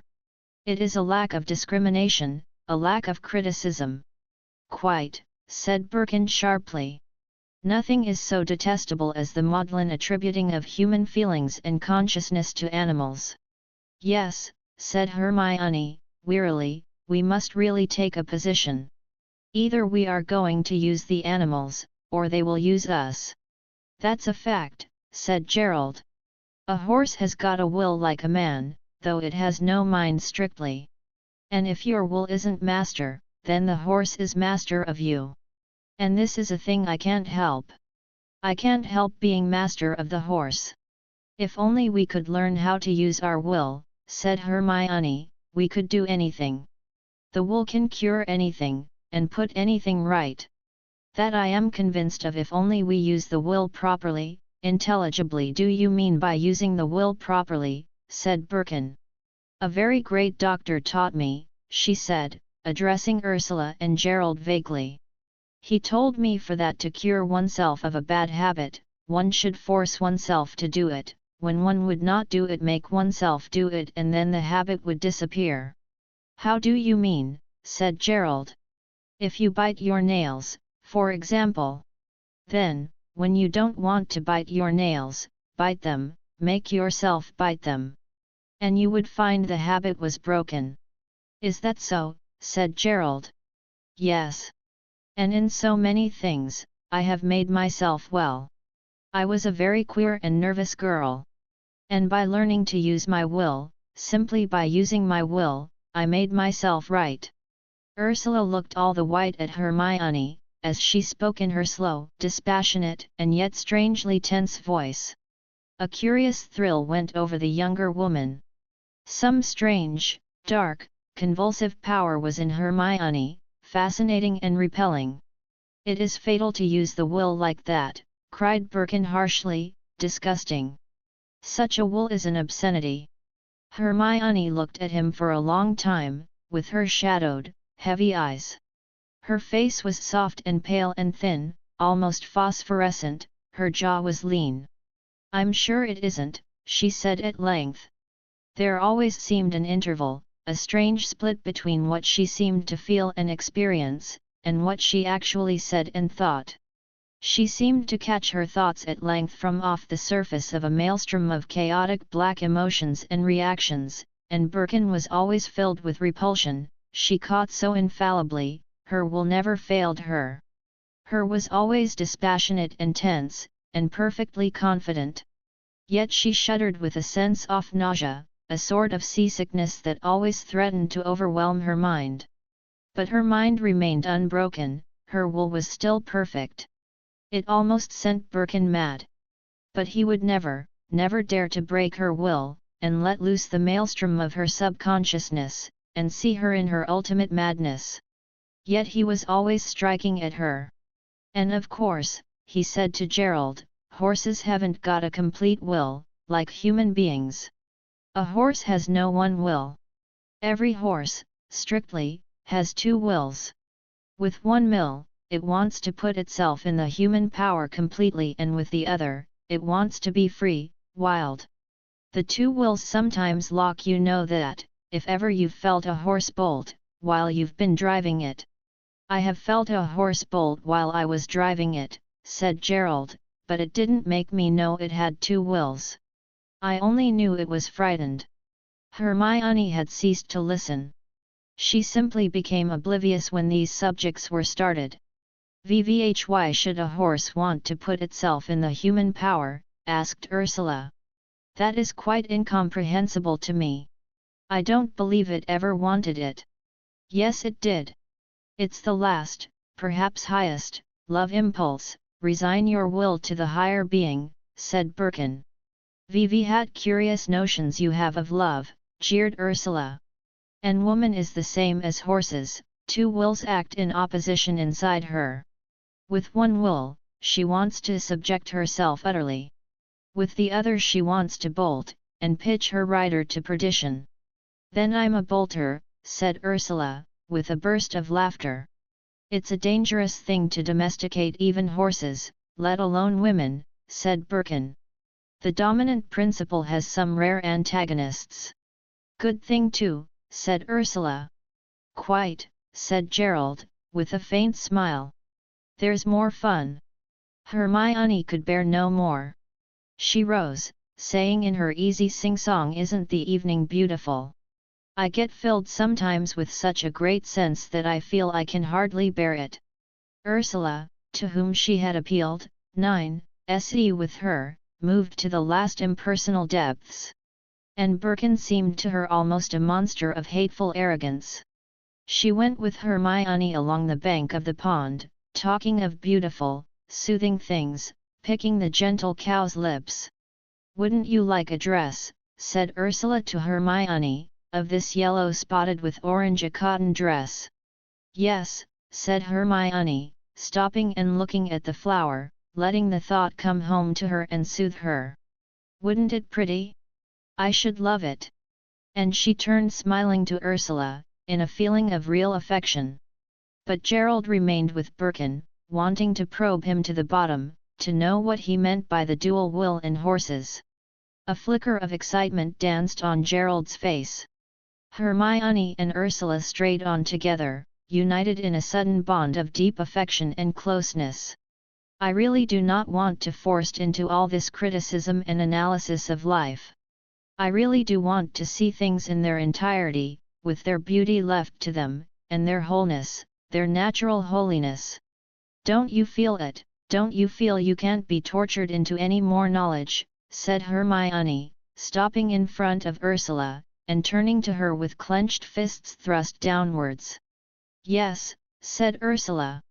I do. I am sick of all this poking and prying. I'm so glad you are. Sometimes, said Hermione, again stopping arrested in her progress and turning to Ursula, sometimes I wonder if I ought to submit to all this realization, if I am not being weak in rejecting it. But one feel one can't. I can't. It seems to destroy everything. All the beauty and the true holiness is destroyed, and I feel I can't live without them. And it would be simply wrong to live without them, cried Ursula. No, it is so irreverent to think that everything must be realized in the head.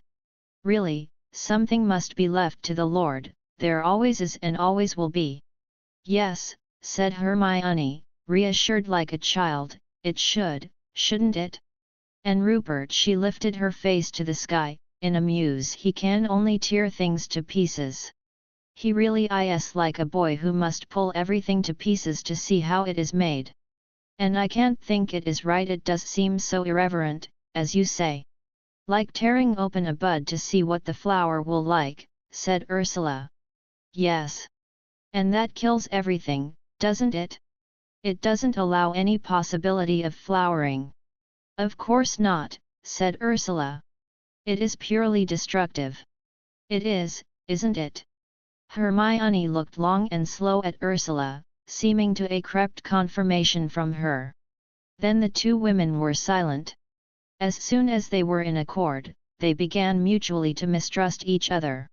In spite of herself, Ursula felt herself recoiling from Hermione. It was all she could do to restrain her revulsion.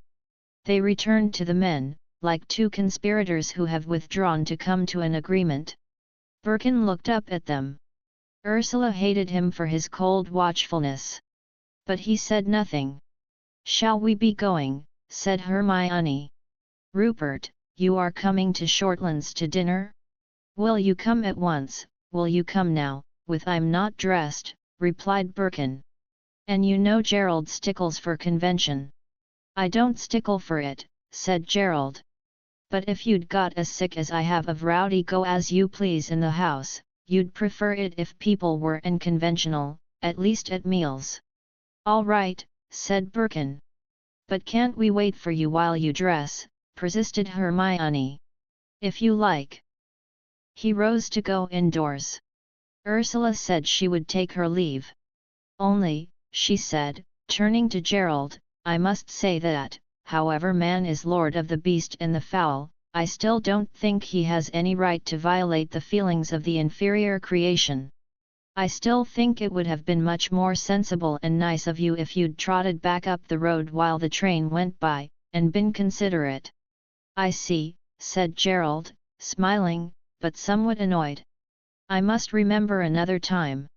They all think I'm an interfering female, thought Ursula to herself, as she went away. But she was in arms against them.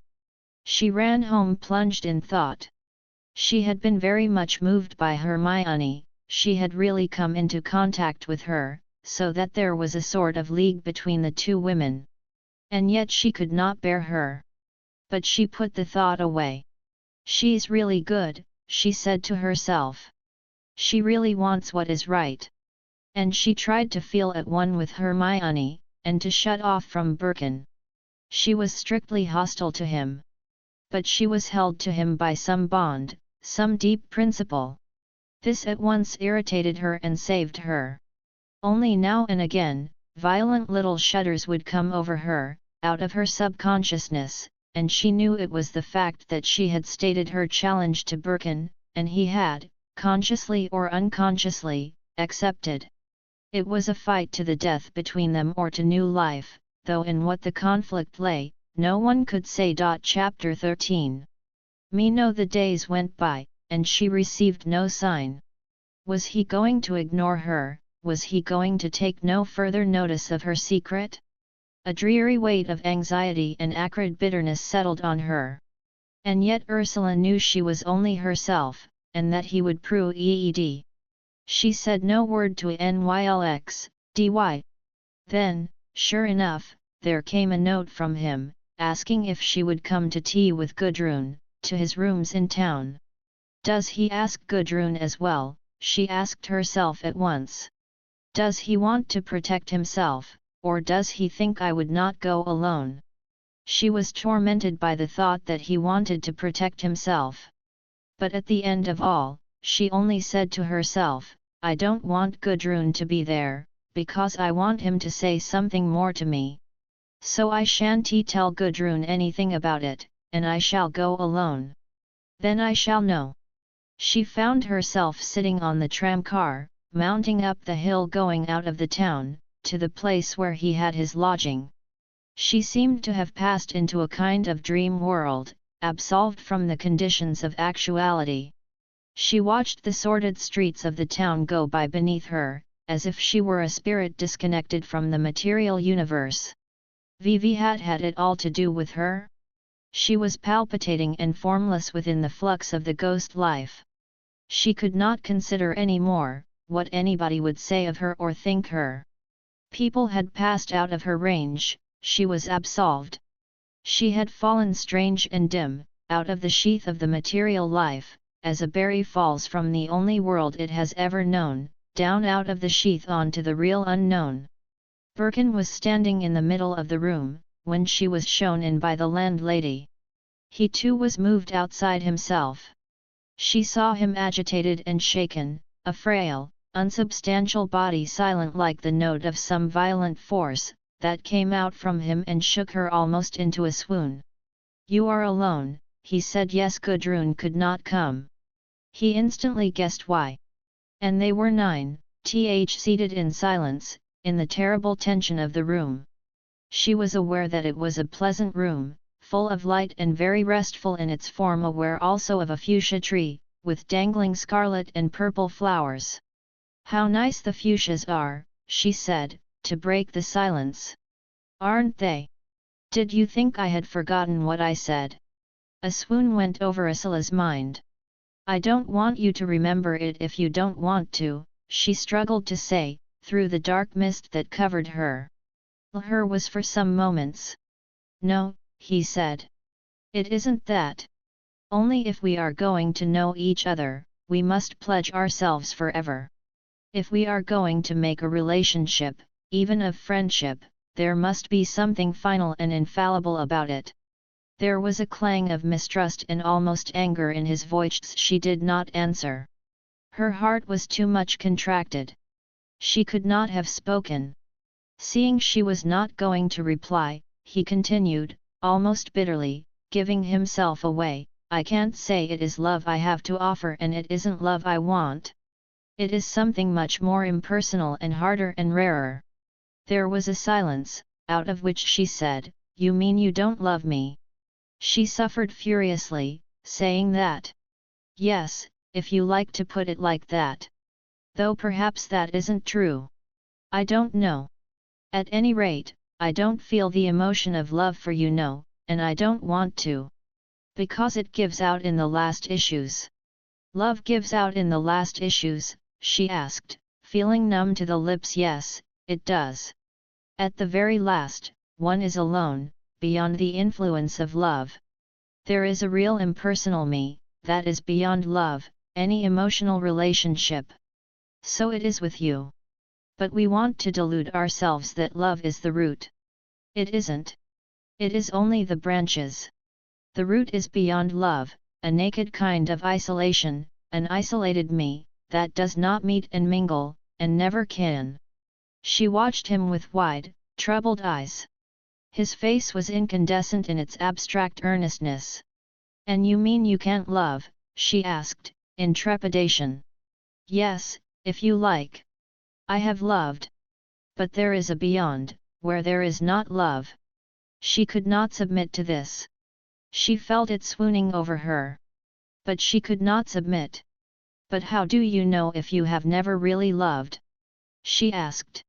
It is true, what I say, there is a beyond, in you, in me, which is further than love, beyond the SCX, PE, as stars are beyond the SCX, PE of vision, some of them. Then there is no love, cried Ursula. Ultimately, no, there is something else. But, ultimately, there is no love. Ursula was given over to this statement for some moments. Then she half rose from her chair, saying, in a final, repellent voice, then let me go home. What am I doing here? There is the door, he said. You are a free agent. He was suspended finely and perfectly in this extremity. She hung motionless for some seconds, then she sat down again. If there is no love, what is there? She cried, almost jeering. Something, he said, looking at her, battling with his soul, with all his might. What? He was silent for a long time, unable to be in communication with her while she was in this state of opposition.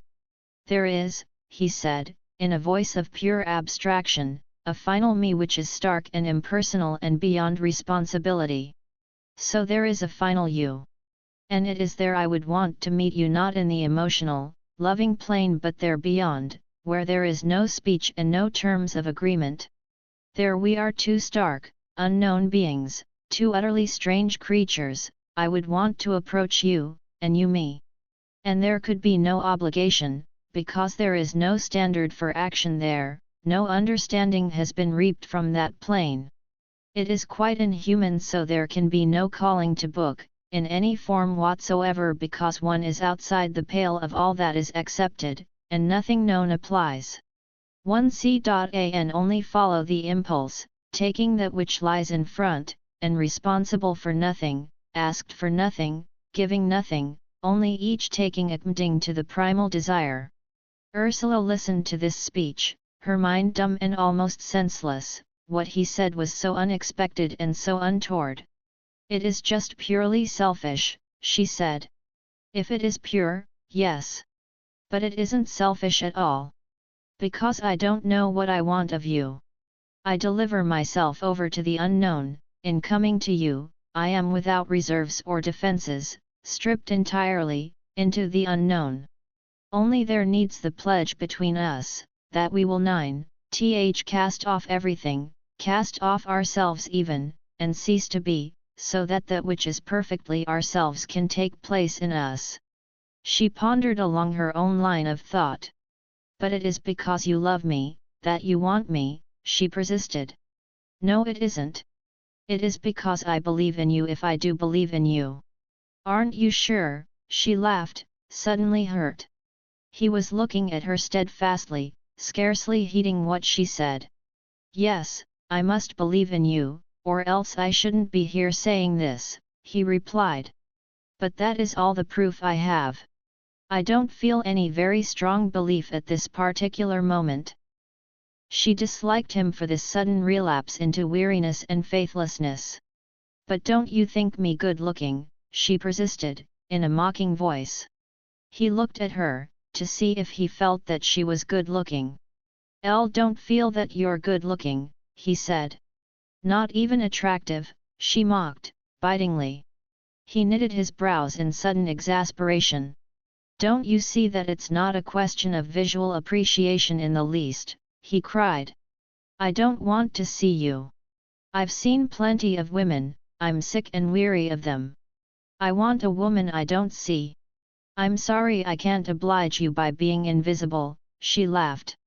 Yes, he said, you are invisible to me, if you don't force me to be visually aware of you.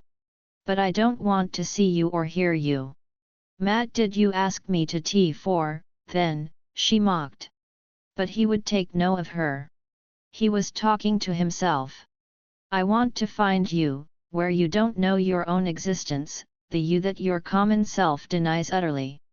But I don't want your good looks, and I don't want your womanly feelings, and I don't want your thoughts nor opinions nor your ideas, they are all bagatelles to me. You are very conceited, monsieur, she mocked. How do you know what my womanly feelings are, or my thoughts or my ideas? You don't even know what I think of you now. Nor do I care in the slightest. I think you are very silly. I think you want to tell me you love me, and you go all this way round to do it. All right, he said, looking up with sudden exasperation.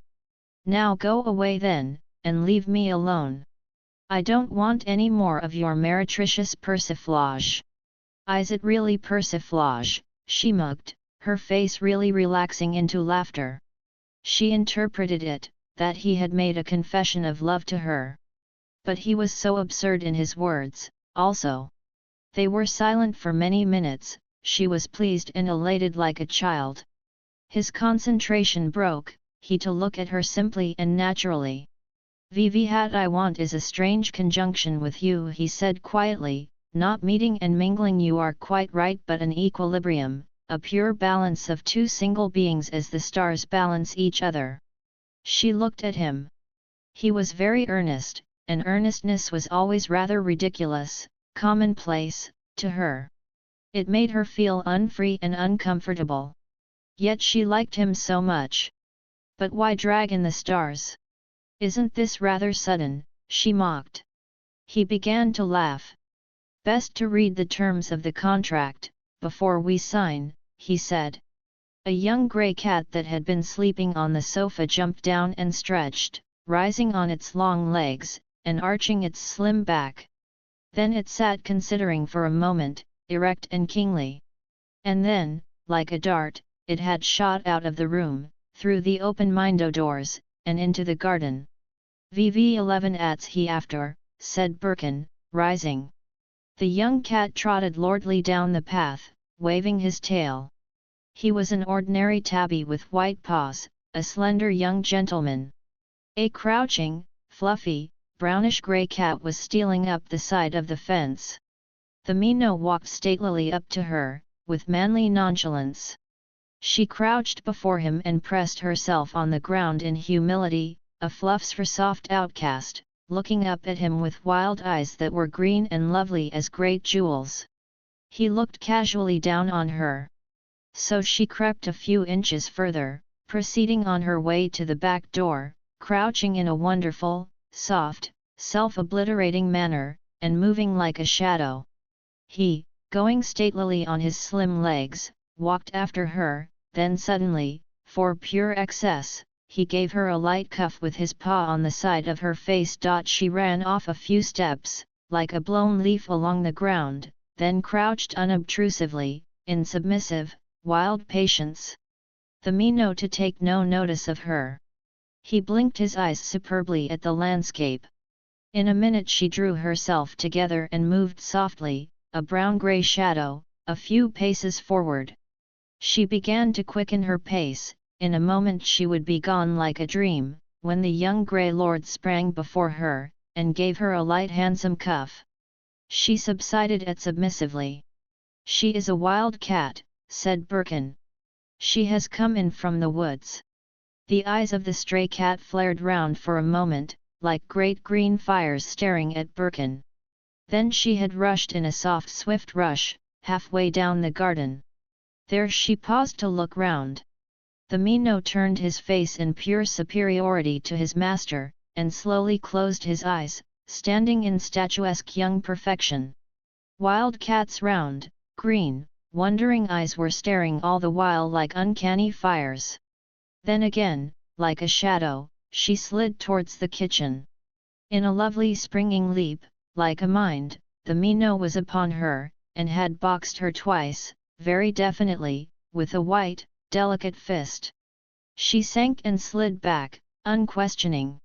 He walked after her, and cuffed her once or twice, leisurely, with sudden little blows of his magic white paws. Now why does he do that? Cried Ursula in indignation. They are on intimate terms, said Birkin. And is that why he hits her? Yes, laughed Birkin, I think he wants to make it quite obvious to her. Isn't it horrid of him? She cried, and going out into the garden she called to the Mino, "Stop it, don't bully. Stop hitting her." Stray cat vanished like a swift, invisible shadow. The Mino glanced at Ursula, then looked from her disdainfully to his master. "Are you a bully, Mino?" Birkin asked. The young slim cat looked at him, and slowly narrowed its eyes. Then it away at the landscape, looking into the distance as if completely oblivious of the two human beings. "Mino," said Ursula, "Elle don't like you. You are a bully like all males." "No," said Birkin, "he is justified. He is not a bully. He is only insisting to the poor stray that she shall acknowledge him as a sort of fate, her own fate, because you can see she is fluffy and promiscuous as the wind. I am with him entirely. He wants superfine stability." "Yes, I know," cried Ursula. "He wants his own way. I know what your fine words work down to bossiness, I call it, bossiness." The young cat again glanced at Birkin in disdain of the noisy woman. "I quite agree with you, Mischiato," said Birkin to the cat. "Keep your male dignity, and your higher understanding." Again the Mino narrowed his eyes as if he were looking at the sun. Then, suddenly, to have no connection at all with the two people, he went trotting off, with assumed spontaneity and gaiety, his tail erect, his white feet blithe. "Now he will find the Belle Sauvage once more, and entertain her with his superior misdom," laughed Birkin. Ursula looked at the man who stood in the garden with his hair blowing and his eyes smiling ironically, and she cried, "Oh, it makes me so cross, this assumption of male superiority. And it is such a lie. One wouldn't mind if there were any justification for it." "The wild cat," said Birkin, "doesn't mind. She perceives that it is justified." "Does she?" cried Ursula. "And tell it to the horse marines. To them also. It is just like Gerald Critch with his horse, a lust for bullying a real Willa Zurmacht, so base, so petty." "I agree that the Willa Zurmacht is a base and petty thing. But with the Mino, it is the desire to bring this female cat into a pure stable equilibrium, a transcendent and abiding rapport with the single male. VV11 erase without him, as you see, she is a mere stray, a fluffy sporadic bit of chaos. It is a volonté de pouvoir, if you like, a will to ability, taking pouvoir as a verb. Ah! Sophistries! It's the old Adam. Oh yes! Adam kept Eve in the indestructible paradise, when he kept her single with himself, like a star in its orbit." "Yes, yes," cried Ursula, pointing her finger at him. "There you are, a star in its orbit. A satellite of Mars, that's what she is to there you've given yourself away. You want a satellite, Mars, and his satellite. You've said it, you've dished yourself." He stood smiling in frustration and amusement and irritation and admiration and love. She was so quick, and so lambent like fire, and so vindictive, and so rich in her dangerous flamy sensitiveness. "I've not said it at all," he replied, "if you will give me a chance to speak." "No, no," she cried. "Elle won't let you speak. You've said it, a satellite, you're not going to wriggle out of it. You've said it." "You'll never believe now that I haven't said it," he answered. "I neither implied nor indicated nor mentioned a satellite, nor intended a satellite, never." "You prevaricator," she cried, in real indignation. "Tea is ready, sir," said the landlady from the doorway. They both looked at her, very much as the cats had looked at them, a little while before. "Thank you, Mrs. Dakin." An interrupted silence fell over the two of them, a moment of breach. "Come and have tea," he said. "Yes, I should love it," she replied, gathering herself together. They sat facing each other across the tea table. "I did not say, nor imply, a satellite. I meant two single equal stars balanced in conjunction. You gave yourself away, you gave away your little game completely," she cried, beginning at once to eat. He saw that she would take no further heed of his expostulation, so he began to pour the tea. VV11 at good things to eat, she cried. Take your own sugar, he said. He handed her cup. He had everything so nice, such pretty cups and plates, painted with mauve luster and green, also shapely bowls and glass plates, and old spoons, on a woven cloth of pale grey and black and purple. It was very rich and fine. But Ursula could see Hermione's influence. Your things are so lovely, she said, almost angrily. I'll like them. It gives me real pleasure to use things that are attractive in themselves, pleasant things. And Mrs. Dakin is good. She thinks everything is wonderful, for my sake. Really, said Ursula, landladies are better than hives, nowadays. They certainly care a great deal more. It is much more beautiful and complete here now, than if you were married. But think of the emptiness within, he laughed. No, she said. I am jealous that men have such perfect landladies and such lodgings. There is nothing left them to desire. In the housekeeping way, we'll hope not. It is disgusting, people marrying for a home. Still, said Ursula, a man has very little need for a woman now, has he? In outer things, maybe except to share his bed and bear his children. But essentially, there is just the same need as there ever was. Only nobody takes the trouble to be essential. How essential, she said. I do think, he said, that the world is only held together by the mystic conjunction, the ultimate unison between people, a bond. And the immediate bond is between man and woman. But it's such old hat, said Ursula. I should love be a no, I'm not having any. If you are walking westward, he said, you forfeit the northern and eastward and southern direction. If you admit a unison, you forfeit all the possibilities of chaos. But love is freedom, she declared. Don't cant to me, he replied. Love is a direction which excludes all other directions. It's a freedom together, if you like. No, she said, love includes everything. Sentimental cant, he replied. You want the state of chaos, that's all. It is ultimate nihilism, this freedom in love business, this freedom which is love and love which is freedom. As a matter of fact, if you enter into a pure unison, it is irrevocable, and it is never pure till it is irrevocable. And when it is irrevocable, it is one way, like the path of a star. Ha, she cried bitterly. It is the old dead morality. No, he said, it is the law of creation.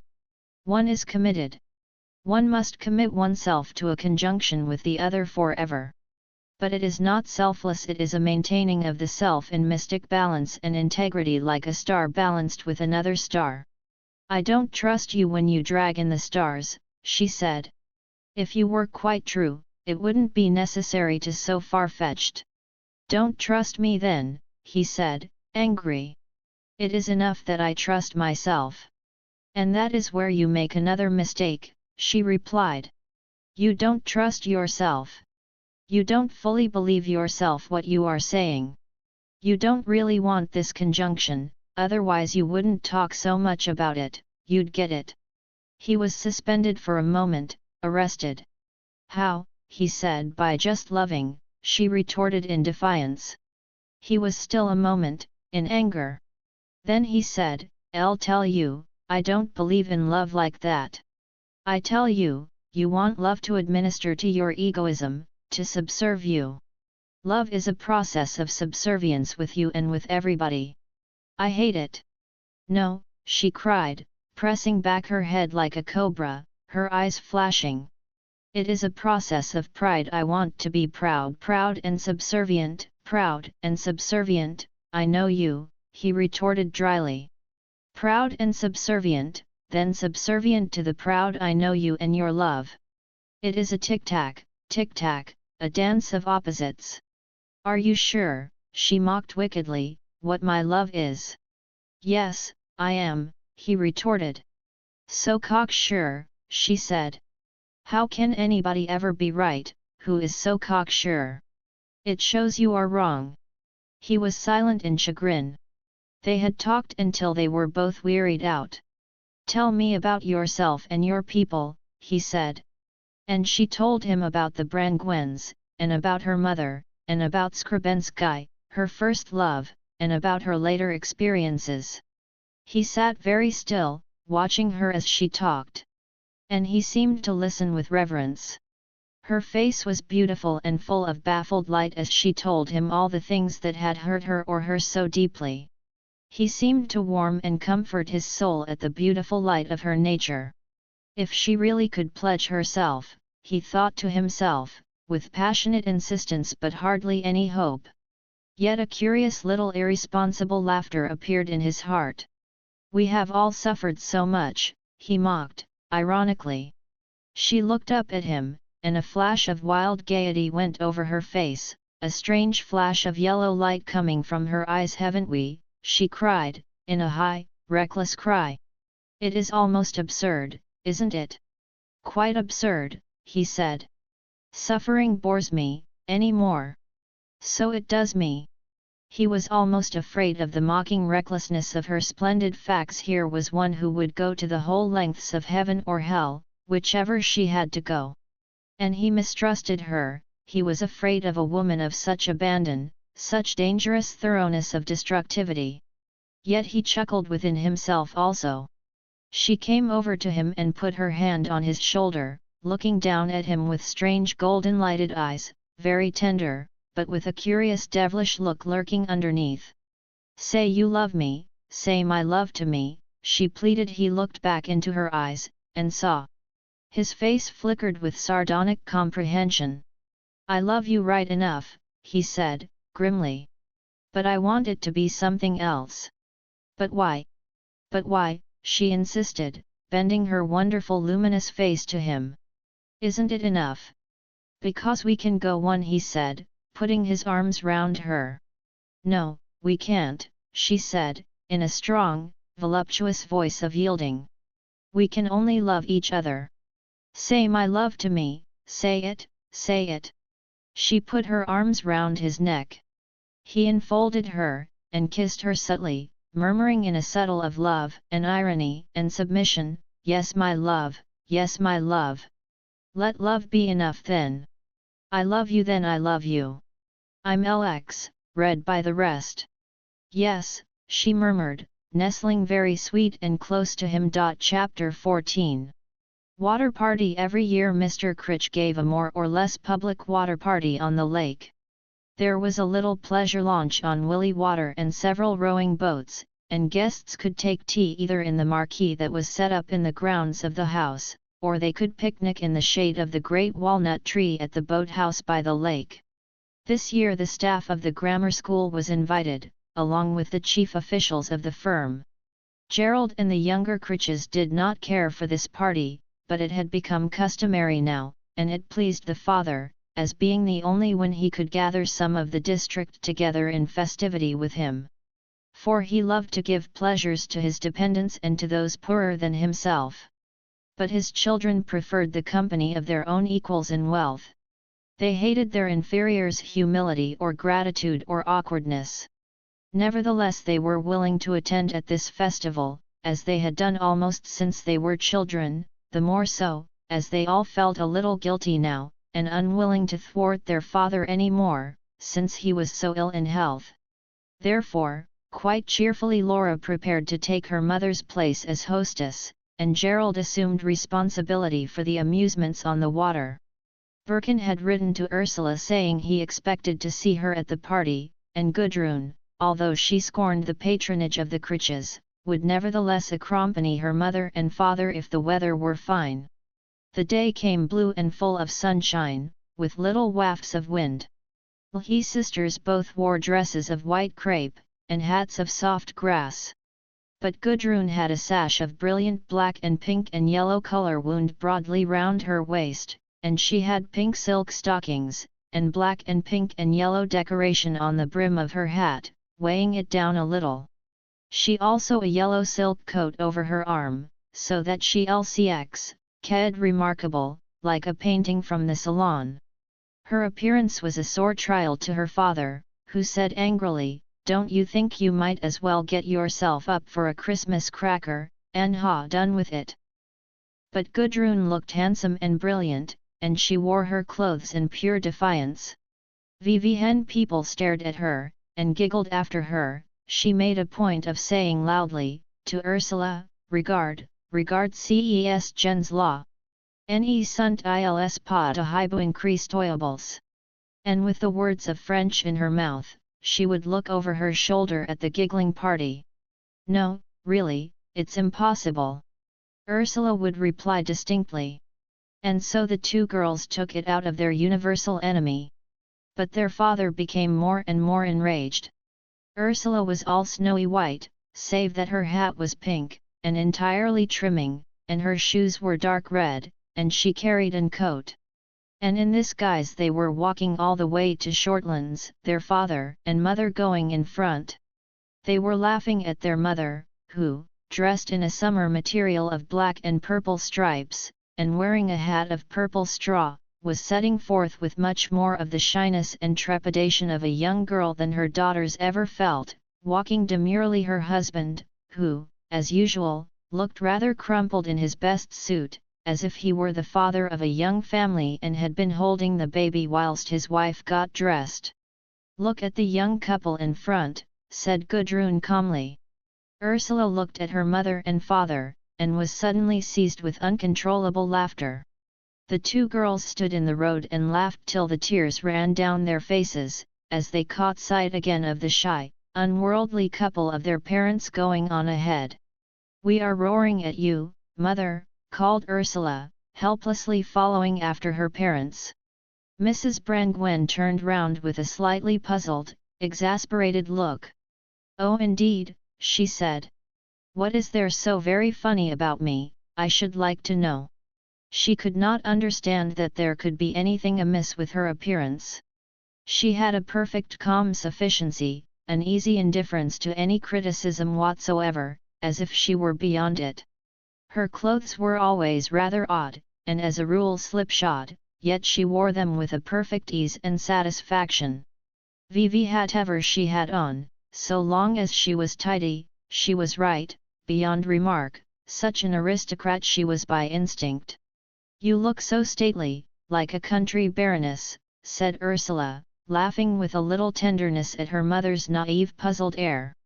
"Just like a country baroness," chimed in Gudrun. Now the mother's natural hauteur self-conscious, and the girls shrieked again. "Go home, you pair of idiots, great giggling idiots," cried the father inflamed with irritation. "Mmmer," booed Ursula, pulling a face at his crossness.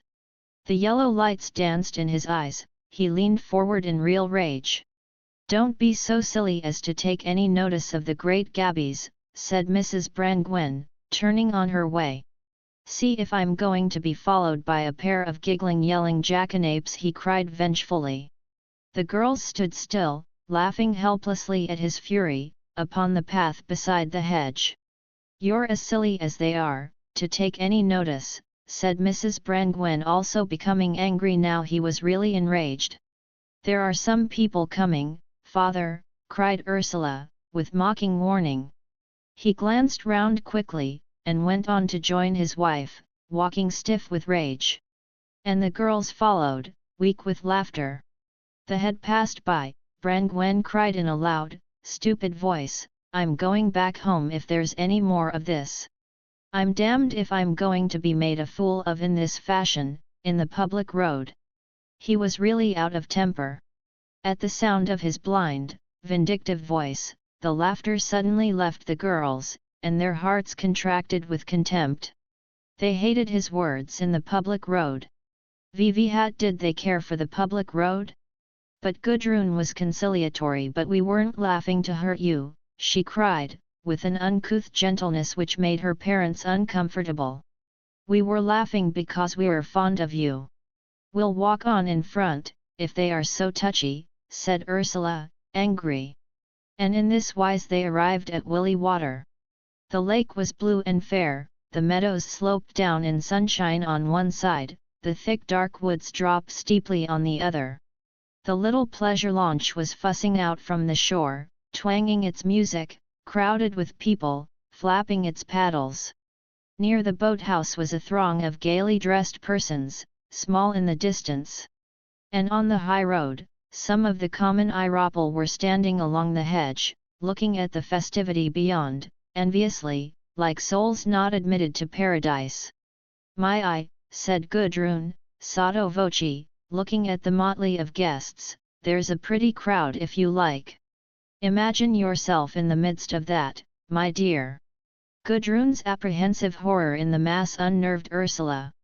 It looks rather awful, she said anxiously. And imagine what they'll be like. Imagine, said Gudrun, still in that unnerving, subdued voice. Yet she advanced determinedly. Suppose we can get away from them, said Ursula anxiously. We're in a pretty fix if we can't, said Gudrun. Her extreme ironic loathing and apprehension was very trying to Ursula. We needn't stay, she said. I certainly shan't stay 5 minutes among that little lot, said Gudrun. They advanced nearer, till they saw at the gates. Policemen to keep you in, too, said Gudrun. My word, this is a beautiful affair. We'd better look after father and mother, said Ursula anxiously. Mother's perfectly capable of getting through this little celebration, said Gudrun with some contempt.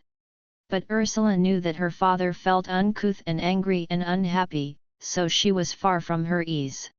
They waited outside the gate till their parents came up. The tall, thin man in his crumpled clothes was unnerved and irritable as a boy, finding himself on the brink of this social function.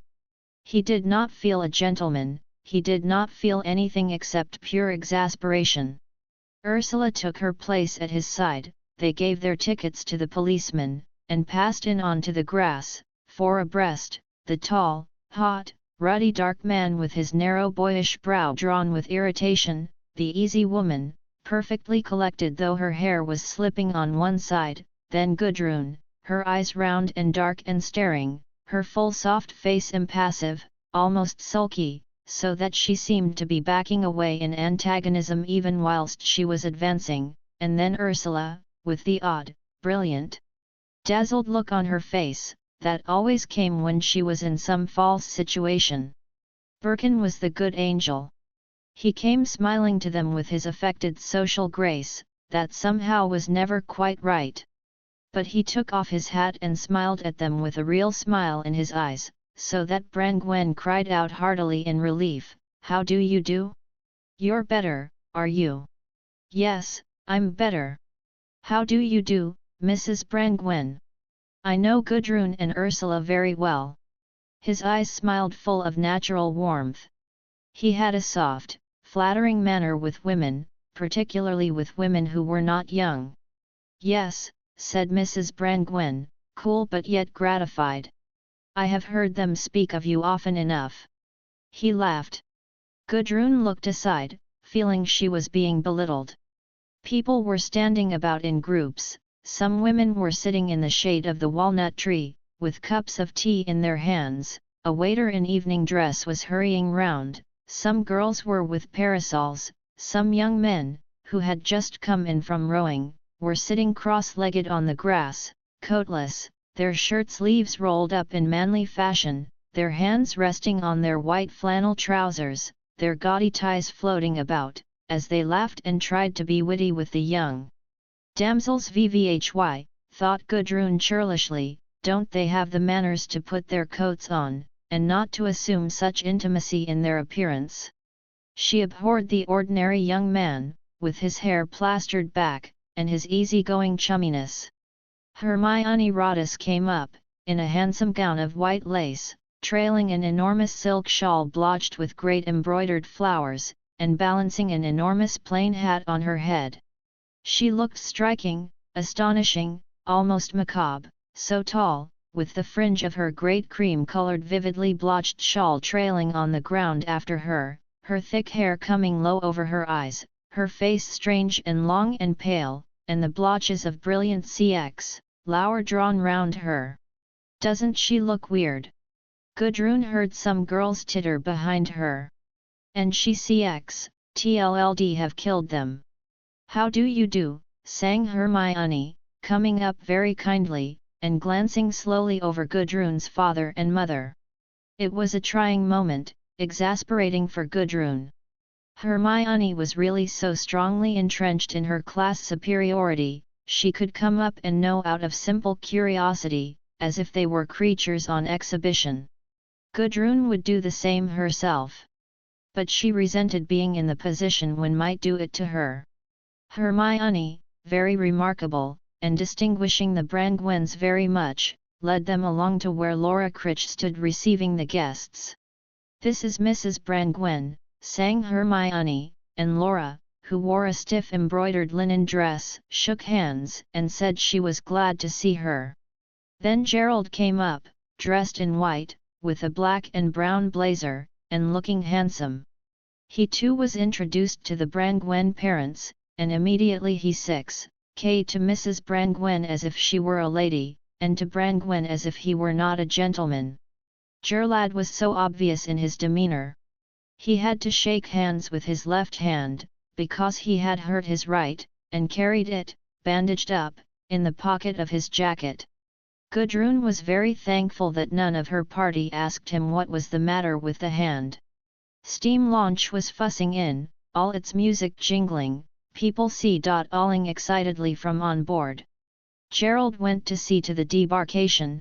Birkin was getting tea for Mrs. Brangwen. Brangwen had joined a grammar school group. Hermione was sitting down by their mother. The girls went to the landing stage to watch the launch come in. She hooted and tooted gaily, then her paddles were silent, the ropes were thrown ashore, she drifted in with a little bump. Immediately the passengers crowded excitedly to come ashore. Wait a minute," shouted Gerald in sharp command. They must wait till the boat was tight on the ropes, till the small gangway was put out. Then they streamed ashore, clamouring as if they had come from America. "Oh, it's so nice," the young girls were crying. "It's quite lovely."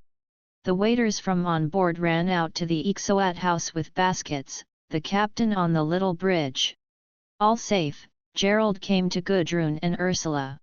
"You wouldn't care to go on board for the next trip, and have tea there?" he asked. "No thanks," said Gudrun coldly. "You don't care for the water?" "For the water? Yes, I like it very much." He looked at her, his eyes searching. "You don't care for going on a launch, then?" She was slow in answering, and then she 6K slowly. "No," she said. "L can't say that I do." Her CX, lower was high, she seemed angry about something. "Un peu trop de monde," said Ursula, explaining. Trop de monde." He laughed shortly. "Yes, there's a fair number of them."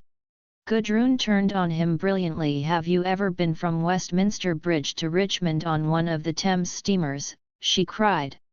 "No," he said, "I can't say I have." "Well, it's one of the most vile I've ever had." She spoke rapidly and excitedly, the color high in her cheeks. There was absolutely nowhere to sit down, nowhere. A man just above sang rocked in the cradle of the deep the whole way. He was blind and he had a small organ, one of those portable organs, and he money, so you can imagine what that was like. There came a constant smell of luncheon from earlow, and puffs of hot oily machinery. The journey took hours and hours and hours, and for miles, literally for miles, dreadful boys ran with us on the shore, in that awful Thames mud, going in up to the waist. They had their trousers turned back, and they went up to their hips in that indescribable Thames mud, their faces always turned to us, and screaming, exactly like carrion creatures, screaming "Air yar sir, air yar sir, air yar sir," exactly like some foul objects, perfectly obscene, and paterfamilias on board, laughing when the boys went right down in that awful mud, occasionally throwing them a halfpenny. And if you'd seen the intent look on the faces of these boys, and the way they darted in the filth when a coin was flung, really, no vulture or jackal could dream of approaching them, for foulness. I never would go on a pleasure boat again, never. Gerald watched her all the time she spoke, his eyes glittering with faint rousedness. It was not so much what she said, it was she herself who roused him with a small, vivid pricking. Of course, he said, every civilized body is 9T1ND to have its vermin, cried Ursula. L don't have vermin. And it's not that, it's the quality of the whole thing, paterfamilias, laughing and thinking it sport, and throwing the halfpennies, and materfamilias spreading her fat little knees and eating, continually eating, replied Gudrun. Yes, said Ursula. It isn't the boys so much who are vermin, it's the people themselves, the whole 9dy as you call it. Gerald laughed. Never mind, he said. You shan't go on the launch. Gudrun flushed quickly at his rebuke. There were a few moments of silence. Gerald, like a sentinel, was watching the people who were going on to the boat. He was very good-looking and self-contained, but his air of soldierly alertness was rather irritating. Will you have tea here then, or go across to the house, where there's a tent on the lawn? He asked. Can't we have a rowing boat, and get out? Asked Ursula, who was always rushing in too fast. To get out, smiled Gerald. You see, cried Gudrun, flushing at Ursula's outspoken rudeness, we don't know the people, we are almost complete strangers here. Oh, I can soon set you up with a few acquaintances, he said easily. Gudrun looked at him, to see if it were ill-meant. Then she smiled at him. Ah, she said, you know what we mean. Can't we go up there, and explore that coast? She pointed to a grove on the hillock of the meadow side, near the shore halfway down the lake. That looks perfectly lovely. We might even bathe.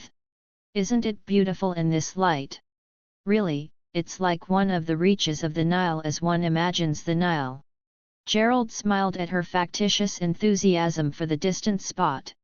You're sure it's far enough off? He asked ironically, adding at once, yes, you might go there, if we could get a boat. Lhe seemed to all out. He looked round the lake and counted the rowing boats on its surface. How lovely it would be, cried Ursula wistfully. And don't you want tea? He said. Oh, said Gudrun, we could just drink a cup, and off he looked from one to the other, smiling. He was somewhat offended yet sporting. Can you manage a boat pretty well? He asked. Yes, replied Gudrun, coldly, pretty well. Oh yes, cried Ursula. We can both of us roll like water spiders. You can? There's light little canoe of mine, that I didn't take out for fear some dy should drown themselves. Do you think you'd be safe in that? Oh perfectly, said Gudrun. Vivi had an angel, cried Ursula. Don't, for my sake, have an accident because I'm responsible for the water. Sure, pledged Gudrun. Besides, we can both swim quite well, said Ursula. Well then I'll get them to put you up a tea basket, and you can picnic all to the idea, isn't it? How fearfully good! How frightfully nice if you could, cried Gudrun warmly, her color flushing up again. It made the blood stir in his veins, the subtle way she turned to him and infused her gratitude into his body. Mears Birkin, he said, his eyes twinkling. He might help me to get it down. But what about your hand? Isn't it hurt? Asked Gudrun, rather muted, as if avoiding the intimacy. This was the first time the hurt had been mentioned. The curious way she skirted round the subject sent a new, subtle caress through his veins. He took his hand out of his pocket. It was bandaged. He looked at it, then put it in his pocket again. Gudrun quivered at the sight of the wrap one rd up paw. Oh, I can manage with one hand. The canoe is as light as a feather, he said. There's Rupert, Rupert. Birkin turned from his social duties and came towards them. Vivi, have you done to it? Asked Ursula, who had been aching to put the question for the last half hour. To my hand, said Gerald. I trapped it in some machinery. Ugh, said Ursula. And did it hurt much? Yes, he said. It did at the time. It's getting better now. It crushed the fingers. Oh, cried Ursula, as if in pain, I'll hate people who hurt themselves. I can feel it. And she shook her hand. Do you want, said Birkin. The two men carried down the slim brown boat, and set it on the water. You're quite sure you'll be safe in it? Gerald asked. Quite sure, said Gudrun. I wouldn't be so mean as to take it, if there was the slightest doubt. But I've had a canoe at Arundel, and I assure you I'm perfectly safe. So saying, having given her word like a man, she and Ursula entered the frail craft, and pushed gently off. The two men stood watching them. Gudrun was paddling. She knew the men were watching her, and it made her slow and rather clumsy. The color flew in her face like a flag. Thanks awfully, she called back to him, from the water, as the boat slid away. It's lovely like sitting in a leaf. He laughed at the fancy. Her voice was shrill and strange, calling from the distance. He watched her as she paddled away. There was something childlike about her, trustful and like a child. He watched her all the while, as she rowed. And to Gudrun it was a real delight, in make-believe, to be the childlike, clinging woman to the man who stood there on the quay, so good-looking and efficient in his white clothes, and moreover the most important man she knew at the moment. She did not take any notice of the wavering, indistinct, Birkin, who stood at his side. One figure at a time occupied the field of her attention. The boat rustled lightly along the water. They passed the bathers whose striped tents stood the willows of the meadow's edge, and drew along the open shore, past the meadows that sloped golden in the light of the already late afternoon. Other boats were stealing under the wooded shore opposite, they could hear people's laughter and voices. But Gudrun rowed on towards the clump of trees that balanced perfect in the distance, in the golden light. The sisters found a little place where a tiny stream flowed into the lake, with reeds and flowery marsh of pink willow herb, and a gravelly bank to the side. Here they ran delicately ashore, with their frail boat. The two girls took off their shoes and stockings and went through the water's edge to the grass. The tiny ripples of the lake were warm and clear. They lifted their boat onto the bank, and looked round with joy. They were quite alone in a forsaken little stream mouth, and on the knoll just behind was the clump of trees. We will bathe just for a moment, said Ursula, and then we'll have tea. They looked round. Nolx, could notice them, or could come up in time to see them. In less than a minute Ursula had thrown off her clothes and had slipped naked into the water, and was swimming out. Quickly, Gudrun joined her. They swam silently and blissfully for a few minutes, circling round their little stream mouth. Then they slipped one RD ashore and ran into the grove again, like nymphs. How lovely it is to be free, said Ursula, running swiftly here and there between the tree trunks, quite naked, her hair blowing loose. The grove was of beech trees, big and splendid, a steel-grey scaffolding of trunks and boughs, with level sprays of strong green here and there, whilst through the northern side the distance open as through a window. Vivian they had run and danced themselves dry, the girls quickly dressed and sat down to the fragrant tea. They sat on the northern side of the grove, in the yellow sunshine facing the slope of the grassy hill, alone in a little wild world of their own. Tea was hot and aromatic, there were delicious little sandwiches of cucumber and of caviar, and winey cakes. Are you happy, Prune? Cried Ursula in delight, looking at her sister. Ursula, I'm perfectly happy, replied Gudrun gravely, looking at the westering Sunday. So they were together, doing the things they enjoyed. The two sisters were quite complete in a perfect world of their own. And this was one of the perfect moments of freedom and delight, such as children alone know, when all seems a perfect and blissful adventure. They had finished tea, the two girls sat on, silent and serene. Then Ursula, who had a beautiful strong voice, began to sing to herself, softly, Unchen van thera. Gudrun listened, as she sat beneath the trees, and the yearning came into her heart.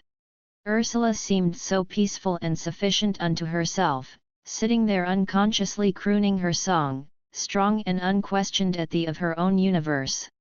And Gudrun felt herself outside. Always this desolating, agonized feeling, that she was outside of life, an onlooker, whilst Ursula was a partaker, caused Gudrun to suffer from a sense of her own negation, and made her, that she must always demand the other to be aware of her, to be in connection with her. "Do you mind if I do Dalcroze to that tune, Hurtler?" she asked in a curious muted tone, scarce moving her lips. "VV11 at did you say?" asked Ursula, looking up in peaceful surprise. "Will you sing while I do Dalcroze?" said Gudrun, suffering at having to repeat herself. Ursula thought a moment, gathering her straying wits together. "You do?" she asked vaguely. "Dalcroze movements," said Gudrun, suffering tortures of self-consciousness, even because of her sister. "Oh, Dalcroze! I couldn't catch the name." "Do I should love to see you," cried Ursula, with childish surprised brightness. "I persent it shall I sing." "Sing anything you like, and I'll take the rhythm from it." But Ursula could not for her life think of anything to sing. However, she suddenly began, in a laughing, teasing voice, "My love is a high-born lady." Gudrun, looking as if some invisible chain weighed on her hands and feet, began slowly to dance in the eurythmic manner, pulsing and fluttering rhythmically with her feet, making slower, regular gestures with her hands and arms, now spreading her arms wide, now raising them above her head, now flinging them softly apart, and lifting her face, her feet all the time beating and running to the measure of the song, as if it were some strange incantation, her white, wrapped form drifting here and there in a strange impulsive rhapsody, seeming to be lifted on a breeze of incantation, shuddering with strange little runs. Ursula sat on the grass, her mouth open in her singing, her eyes laughing as if she thought it was a great joke, but a yellow light flashing up in them, as she lug height some of the unconscious ritualistic suggestion of the complex shuddering and waving and drifting of her sister's white form, that was clutched in pure, mindless, tossing rhythm, and a will set powerful in a kind of hypnotic influence. "My love is a high-born lady, she is rather dark than shady," rang out Ursula's laughing, satiric song, and quicker, fiercer went Gudrun in the dance, stamping as if she were trying to throw off some bond, flinging her hands suddenly and stamping again, then rushing with face uplifted and throat full and beautiful, and eyes half closed, sightless. Sun was low and yellow, sinking down, and in the sky floated a thin, ineffectual moon. Ursula was quite absorbed in her song, when suddenly Gudrun stopped and said mildly, ironically, "Ursula." "Yes," said Ursula, opening her eyes out of the trance. Gudrun was standing still and pointing, a mocking smile on her face, towards the side. "Ugh!" cried Ursula in sudden panic, starting to her feet. "They're quite all right," rang out Gudrun's sardonic voice.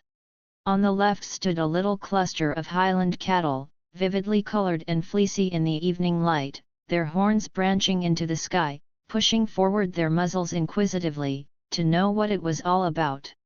Their eyes glittered through their tangle of hair, their naked nostrils were full of shadow. "Won't they do anything?" cried Ursula in fear. Gudrun, who was usually frightened of cattle, now shook her head in a queer, half doubtful, half sardonic motion, a faint smile round her mouth. "Don't they look charming, Ursula?" cried Gudrun, in a high, strident voice, something like the scream of a seagull. "Charming?" cried Ursula in trepidation. "But won't they do anything to?" Again Gudrun looked back at her sister with an enigmatic smile, and shook her head. "I'm sure they won't," she said, as if she had to convince herself also, and yet, as if she were confident of some secret power in herself, and had to put it to the test. "Sit down and sing again," she called in her high, strident voice. I'm frightened, cried Ursula, in a pathetic voice, watching the group of sturdy short cattle, that stood with their knees planted, and watched with their dark, wicked eyes, through the matted fringe of their hair. Nevertheless, she sank down again, in her former posture. They are quite safe, Gudrun's high call. Sing something, you've only to sing something. It was evident she had a strange passion to dance before the sturdy, handsome cattle. Ursula to sing, in a false quavering voice, way down in Tennessee she sounded purely anxious. Nevertheless, Gudrun, with her arms outspread and her face went in a strange palpitating dance towards the cattle, lifting her body towards them as if in a spell, her feet pulsing as if in some little frenzy of unconscious sensation, her arms, her wrists, her hands stretching and heaving and falling and reaching Andre aching and falling, her breasts lifted and shaken towards the cattle, her throat exposed as in some voluptuous ecstasy towards them, whilst she drifted nearer, an uncanny white figure, towards them, carried away in its own rapt trance, ebbing in strange fluctuations upon the cattle, that waited, and ducked their heads a little in sudden contraction from her, watching all the time as if hypnotized, their bare horns branching in the clear light, as the white figure of the woman ebbed upon them, in the slow, hypnotizing convulsion of the dance.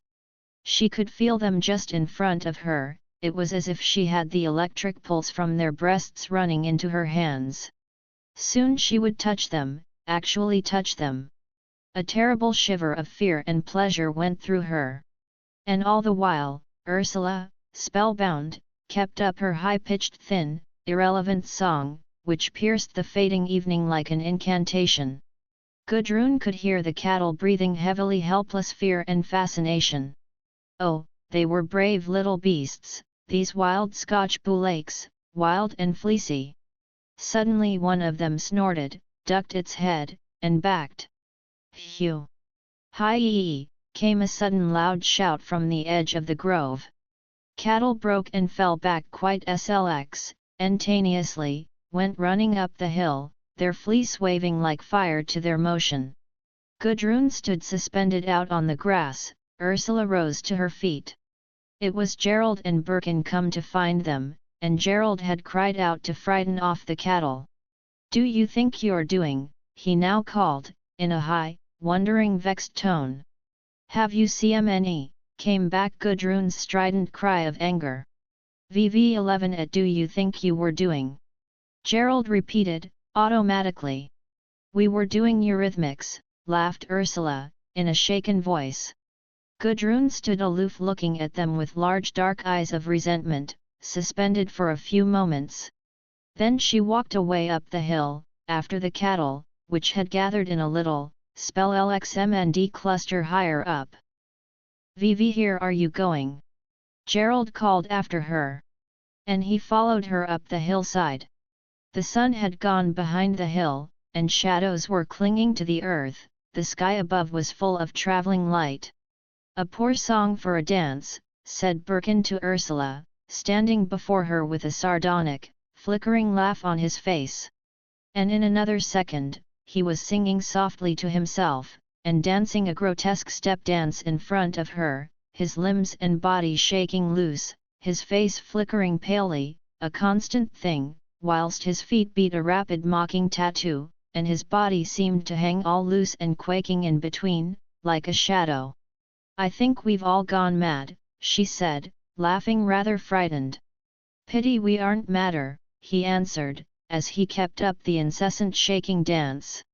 Then suddenly he leaned up to her and kissed her fingers lightly, putting his to hers and looking into her eyes with a pale grin.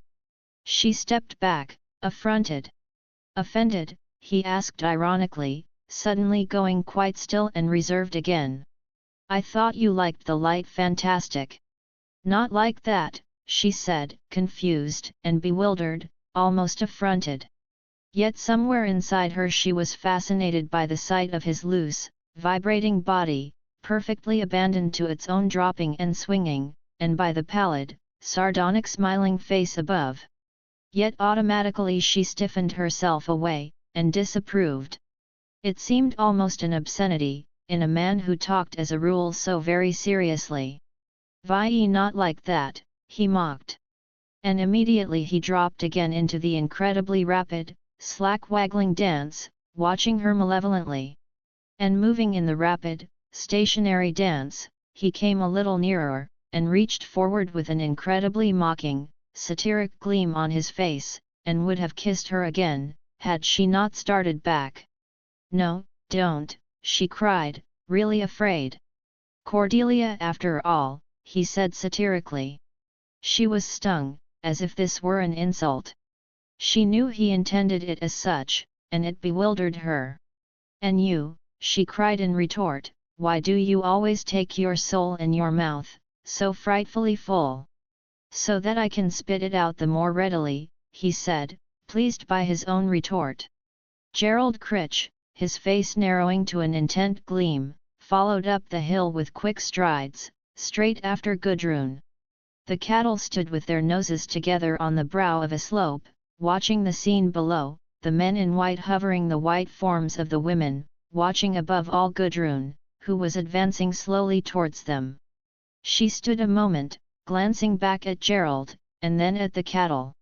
Then in a sudden motion, she lifted her arms and rushed sheer upon the long-horned bullocks, in shuddering irregular runs, pausing for a second and looking at them, then lifting her hands and running forward with a flash, till they ceased pawing the ground, and gave way, snorting with terror, lifting their heads from the ground and flinging themselves away, galloping off into the evening, becoming tiny in the distance, and still not stopping. Gudrun remained staring after them, with a mask-like defiant face. "Why do you want to drive them mad?" asked Gerald, coming up with her. She took no notice of him, only averted her face from him. "It's not safe, you know," he persisted. "They're nasty, when they do turn." "Turn where?" "Turn away," she mocked loudly. "No," he said, "turn against you." "Turn against me," she mocked. He could make nothing of this. "Anyway, they gored one of the farmer's cows to death, the other day," he said. "VV11 at do I care," she said. "I cared though," he replied, "seeing that they're my cattle." "How are they yours? You haven't swallowed them." "Give me one of them now," she said, holding out her hand. "You know where they are," he said, pointing over the hill. "You can have one if you'd like it sent to you later on." She looked at him inscrutably. "You think I'm afraid of you and your C% little, don't you?" she asked. His eyes narrowed dangerously. There was a faint domineering smile on his face. "Should I think that?" he said. She was watching him all the time with her dark, dilated, inchoate eyes. She leaned forward and swung round her arm, catching him a light blow on the face with the back of her hand.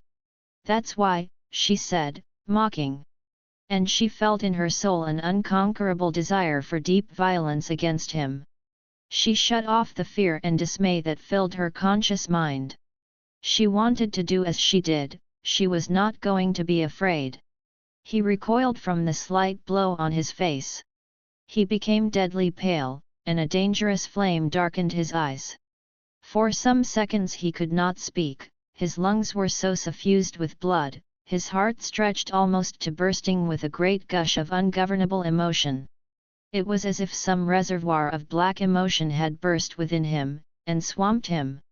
"You have struck the first blow," he said at last, forcing the words from his lungs, in a voice so soft and low, it sounded like a dream within her, not spoken in the outer air. "And I shall strike the last," she retorted involuntarily, with confident assurance. He was silent, he did not contradict her. She stood negligently, staring away from him, into the distance. On the edge of her consciousness the question was asking itself, automatically, "Are you behaving in this impossible and ridiculous fashion?" But she was sullen, she half shoved the question out of herself. She could not get it clean away, so she felt self-conscious. Gerald, very pale, was watching her closely. His eyes were lit up with intent lights, absorbed and gleaming. She turned suddenly on him. "It's you who make me behave like this, you know," she said, almost suggestive. "I? How?" he said. But she turned away, and set off towards the lake. Below, on the water, lanterns were coming alight, faint ghosts of warm flame floating in the pallor of the first twilight. Earth was spread with darkness, like lacquer. Overhead was a pale sky, all primrose, and the lake was pale as milk in one part. Away at the landing stage, tiniest ints of colored rays were stringing themselves in the dusk. The launch was being illuminated. All round, shadow was gathering from the trees. Gerald, white like a presence in his summer clothes, was following down the open grassy slope. Gudrun waited for him to come up. Then she softly put out her hand and touched him, saying softly, "Don't be angry with me." A flame flew over him, and he was unconscious. Yet he stammered, "I'm not angry with you. I'm in love with you." His mind was gone. He grasped for sufficient mechanical control, to save himself. She laughed a silvery little mockery, yet intolerably caressive. "That's one way of putting it," she said. The terrible swooning burden on his mind, the awful swooning, the loss of all his control, was too much for him. He grasped her arm in his one hand, as if his hand were iron. "It's all right, then, is it?" he said, holding her arrested. She looked at the face with the fixed eyes, set before her, and her blood ran cold. "Yes, it's all right," she said softly, as if drugged, her voice crooning, and he walked on beside her, a striding, mindless body. But he veered a little as he went. He suffered badly. He had killed his brother when a boy, and was set apart, like Cain. They found Birkin and Ursula sitting together by the boats, talking and laughing. Birkin had been teasing Ursula. "Do you smell this little marsh?" he said, sniffing the air. He was very sensitive to scents, and quick in understanding them. "It's rather nice," she said. "No," he replied, alarming. She laughed. "It seethes and seethes, a river of darkness," he said, putting forth lilies and snakes, and the ignis fatuus, and rolling all the time onward. That's what we never take into count, that it rolls onwards. Matt does. Other river, the Black River. We always consider the silver river of life, rolling on and quickening all the world to a brightness, on and on to heaven, flowing into a bright eternal sea, a heaven of angels thronging. But the other is our real reality. But what other? "I don't see any other," said Ursula. "It is your reality, nevertheless," he said, "that dark river of dissolution. You see, it rolls in us just as the other rolls, the black river of corruption. And our flowers are of this, our sea-born Aphrodite, all our white phosphorescent flowers of sensuous perfection, all our reality, nowadays." "You mean that Aphrodite is really deathly?" asked Ursula. "I mean she is the flowering mystery of the death process, yes," he replied.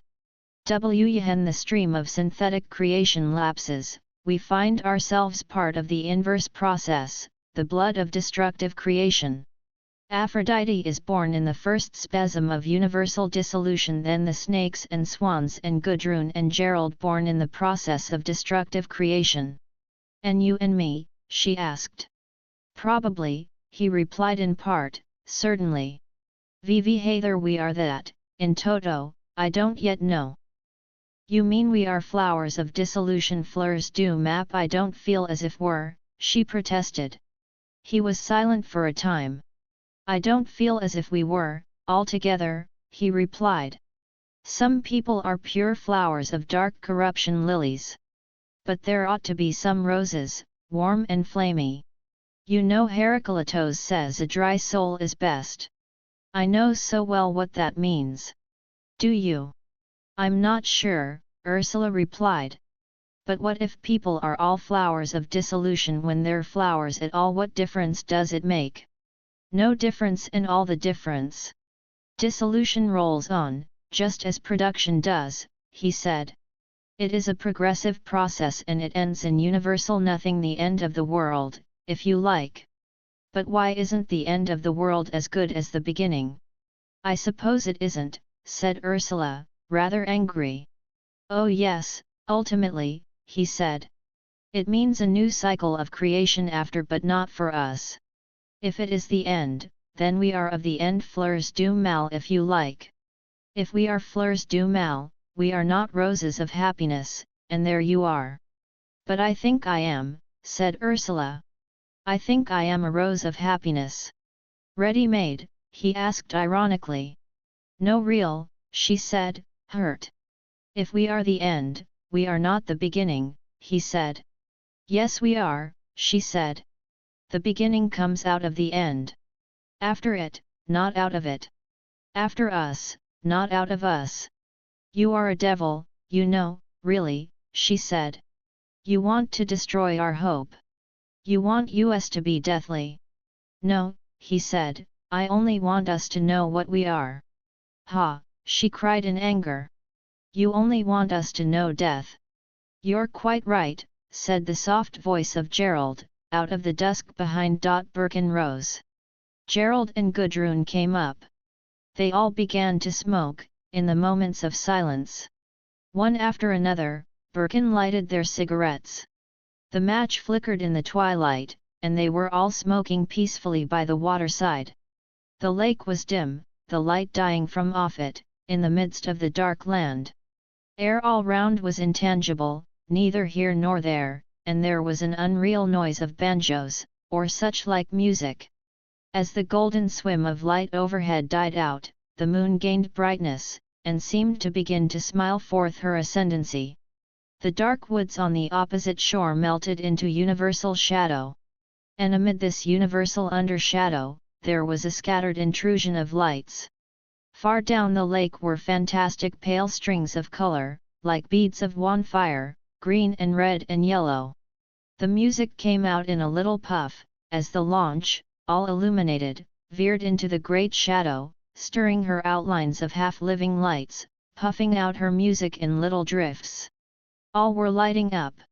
Here and there, close against the faint water, and at the far end of the lake, where the water lay milky in the last whiteness of the sky, and there was no shadow, solitary, frail flames of lanterns floated from the unseen boats. There was a sound of oars, and a boat passed from the pallor into the darkness under the wood, where her lanterns seemed to kindle into fire, hanging in ruddy lovely globes. And again, in the lake, shadowy red gleams hovered in reflection about the boat. Everywhere were these noiseless ruddy creatures of fire drifting near the surface of the water, caught at by the rarest, scarce visible reflections. Birkin brought the lanterns from the bigger boat, and the four shadowy white figures gathered round, to light them. Ursula held up the first, Birkin lowered the light from the rosy, glowing cup of his hands, into the depths of the lantern. It was kindled, and they all stood back to look at the great blue moon of light that hung from Ursula's hand, casting a strange gleam on her face. It flickered, and Birkin went bending over the well of light. His face shone out like an apparition, so unconscious, and again, something demoniacal. Ursula was dim and veiled, looming over him. That is all right, said his voice softly. She held up the lantern.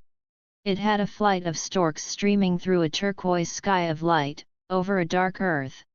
This is beautiful, she said.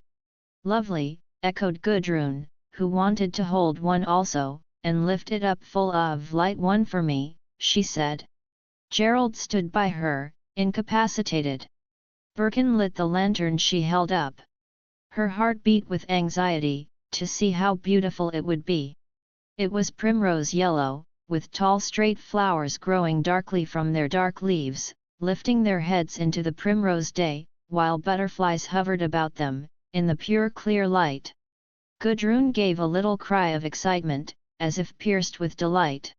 Isn't it beautiful, oh, isn't it beautiful? Her soul was really pierced with beauty, she was translated beyond herself. Gerald leaned near to her, into her zone of light, as if to see. He came close to her, and stood touching her, looking with her at the primrose shining globe. And she turned her to his, that was faintly bright in the light of the lantern, and they stood together in one luminous union, close together and ringed round with light, all the rest excluded. Birkin looked away, and went to light Ursula's second lantern. It had a pale ruddy sea bottom, with black crabs and seaweed moving sinuously under a transparent sea, that passed into flamy ruddiness above. "You've got the heavens above, and the waters under the earth," said Birkin to her. "Anything but the earth itself," she laughed, watching his live hands that hovered to attend to the light. "I'm dying to see what my second one is," cried Gudrun, in a vibrating rather strident voice, that seemed to repel the others from her. Birkin went and kindled it. It was of a lovely deep blue color, with a red floor, and a great white cuttlefish flowing in white soft streams all over it. The cuttlefish had a face that stared straight from the heart of the light, very fixed and coldly intent. "How truly terrifying!" exclaimed Gudrun, in a voice of horror. Gerald, at her side, gave a low laugh. "But isn't it really fearful?" she cried in dismay. Again he laughed, and said, "Change it with Ursula, for the crabs." Gudrun was silent for a moment. "Ursula," she said, "could you bear to have this fearful thing?" "I'll think the coloring is lovely," said Ursula. "So do I," said Gudrun. "But could you bear to have it swinging to your boat? Don't you want to destroy it at once?" "Oh no," said Ursula. "I don't want to destroy it." "Well, do you mind having it instead of the crabs? Are you sure you don't mind?" Gudrun came forward to exchange lanterns. "No," said Ursula, yielding up the crabs and receiving the cuttlefish. Yet she could not help feeling rather resentful at the way in which Gudrun and Gerald should assume a right over her, a precedence.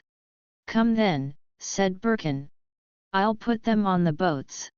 He and Ursula were moving away to the big boat. "I suppose you'll row me back, Rupert," said Gerald, out of the pale shadow of the evening. "Won't you go with Gudrun in the canoe?" said Birkin. "It'll be more interesting." There was a moment's pause. Birkin and Ursula stood dimly, with their swinging lanterns, by the water's edge. The world was all elusive. "Is that all right?" said Gudrun to him. "It'll suit me very well," he said. "But what about you, and the rowing? I don't see why you should pull me." "Why not?" she said. "I can pull you as well as I could pull Ursula." By her tone he could tell she wanted to have him in the boat to herself, and that she was subtly that she should have power over them both. He gave himself, in a strange, electric submission. She handed him the lanterns, whilst she went to fix the cane at the end of the canoe. He followed after her, and stood with the lanterns dangling against his white flannelled thighs, emphasizing the shadow around. "Kiss me before we go." Aim his voice softly from out of the shadow. She stopped her work in real, momentary astonishment. "But why?" she exclaimed, in pure surprise. "Why?" he echoed, ironically. And she looked at him fixedly for some moments. Then she leaned forward and kissed him, with a slow, luxurious kiss, lingering on the mouth. And then she took the lanterns from him, while he stood swooning with the perfect fire that burned in all his joints. They lifted the canoe into the water, Gudrun took her place, and Gerald pushed off. "Are you sure you don't hurt your hand, doing that?" she asked, solicitous. "Because one could have done it perfectly." "I don't hurt myself," he said in a low, soft voice, that caressed her with inexpressible beauty. And she watched him as he sat near her, very near to her, in the stern of the canoe, his legs coming towards hers, his feet touching hers. And she paddled softly, lingeringly, longing for him to say something meaningful to her. But he remained silent. "You like this, do you?" she said, in a gentle, solicitous voice. He laughed shortly. "There is a space between us," he said, in the same low, unconscious voice, as if something were speaking out of him. And she was as if magically aware of their being balanced in separation, in the nine, at. She swooned with acute comprehension and pleasure. "But I'm very near," she said caressively, gaily. "Yet distant, distant," he said. Again she was silent with pleasure. She answered, speaking with a reedy, thrilled voice, "Yet we cannot very well change, whilst we are on the water." She c.arrest him subtly and strangely, having him completely at her mercy. A dozen or more boats on the lake swung their rosy and moon-like lanterns low on the water, that reflected as from a fire. In the distance, the steamer twanged and thrummed and washed with her faintly splashing paddles, trailing her strings of cloud lights, and occasionally lighting up the whole scene luridly with an effusion of fireworks, Roman candles and sheafs of stars and other simple effects, illuminating the surface of the water, and showing the boats creeping low down. Then the lovely darkness fell again, the lanterns and the little threaded lights glimmered softly, there was a muffled knocking of oars and a waving of music. Gudrun paddled almost imperceptibly.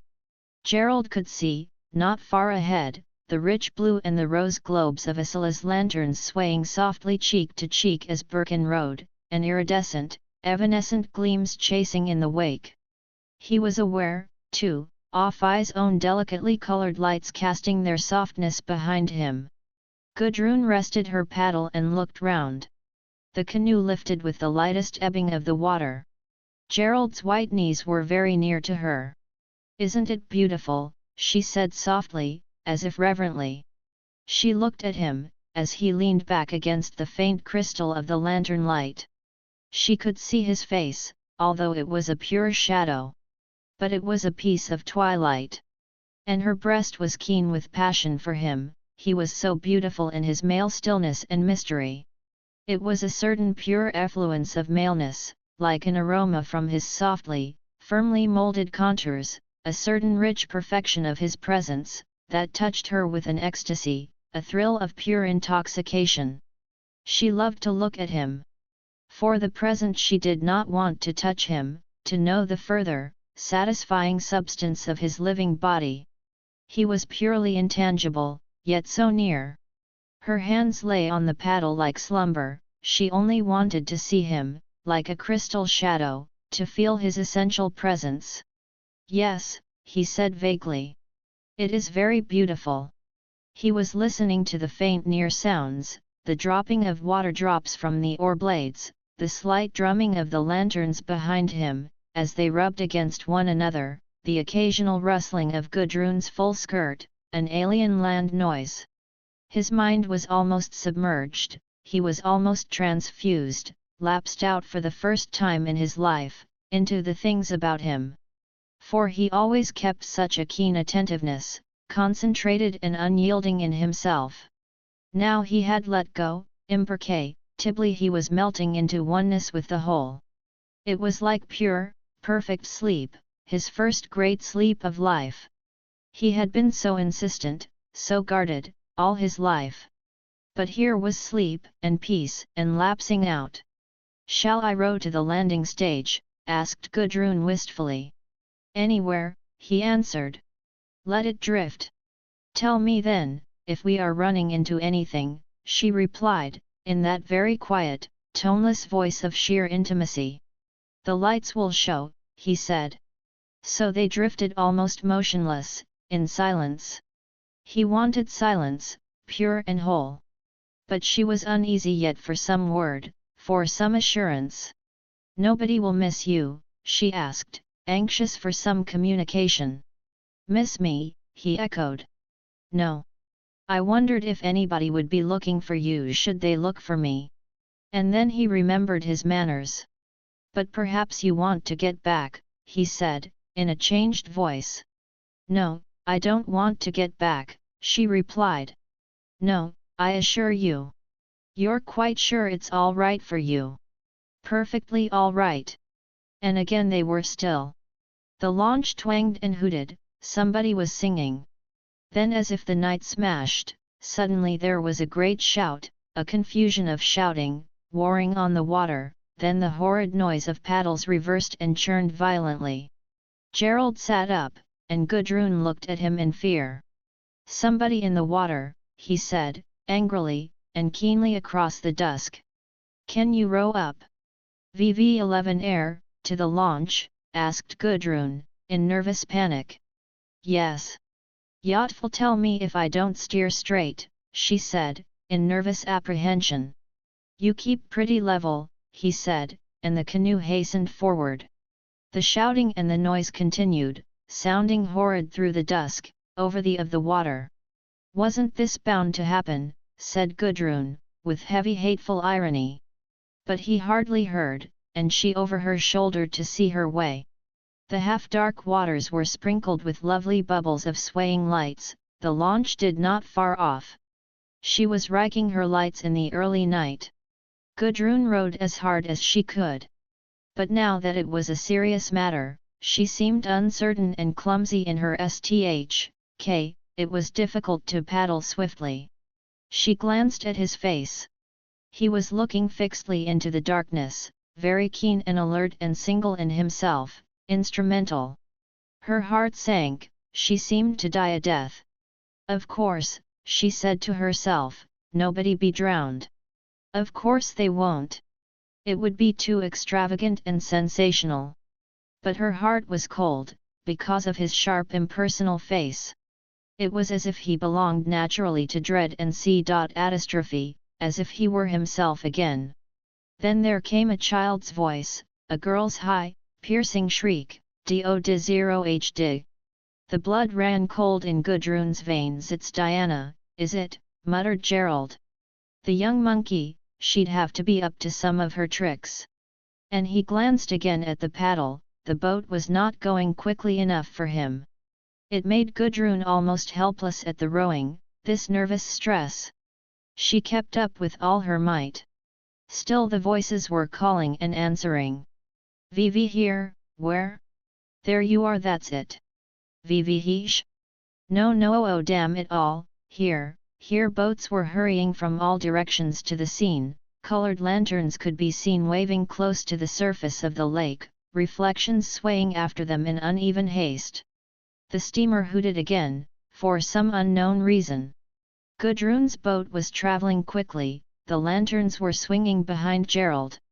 And then again came the child's high, screaming voice, with a note of weeping and impatience in it now, "Do-do-do-di-di." It was a terrible sound, coming through the obscure air of the evening. "You'd be better if you were in bed, Winnie," Gerald muttered to himself. He was stooping, unlacing his shoes, pushing them off with the foot. Then he threw his soft hat into the bottom of the boat. "You can't go into the water with your hurt hand," said Gudrun, panting, in a low voice of horror. "Vivi hat? It won't hurt." He had struggled out of his jacket, and had dropped it between his feet. He sat bareheaded, all in white now. He felt the belt at his waist. They were nearing the launch, which stood still, big ALX, them, her myriad lamps making lovely darts, and sinuous running tongues of ugly red and green and yellow light on the lustrous dark water, under the shadow. "Oh, get her out! Oh, darling! Oh, get her out! Oh, daddy, moaned the child's voice, in distraction. Somebody was in the water, with a life belt. Two boats paddled near, their lanterns swinging ineffectually, the boats nosing round. "Hi there, Rockley, hi there. Mr. Gerald," came the captain's terrified voice. "Miss Diana's in the water. Anybody gone in for her?" came Gerald's sharp voice. "Young Dr. Brindell, sir."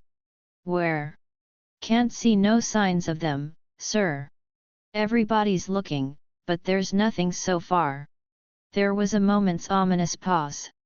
"Mere did she go in?" "I think about where that boat is," came the uncertain answer, "that one red and green lights." "Row there," said Gerald quietly to Gudrun. "Get her out, Gerald, oh get her out," the child's voice was crying anxiously.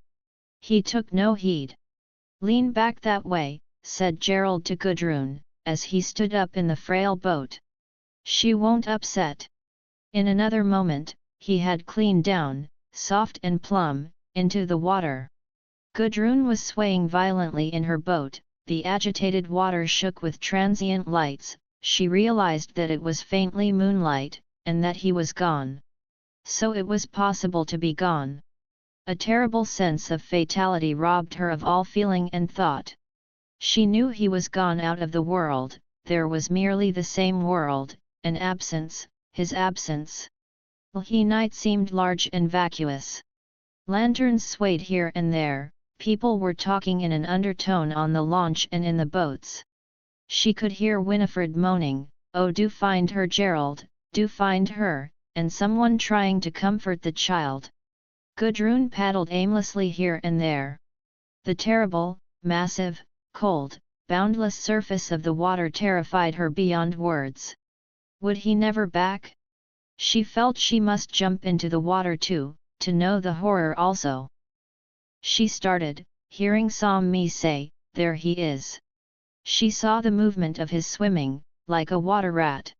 And she rowed involuntarily to him. But he was near another boat, a bigger one.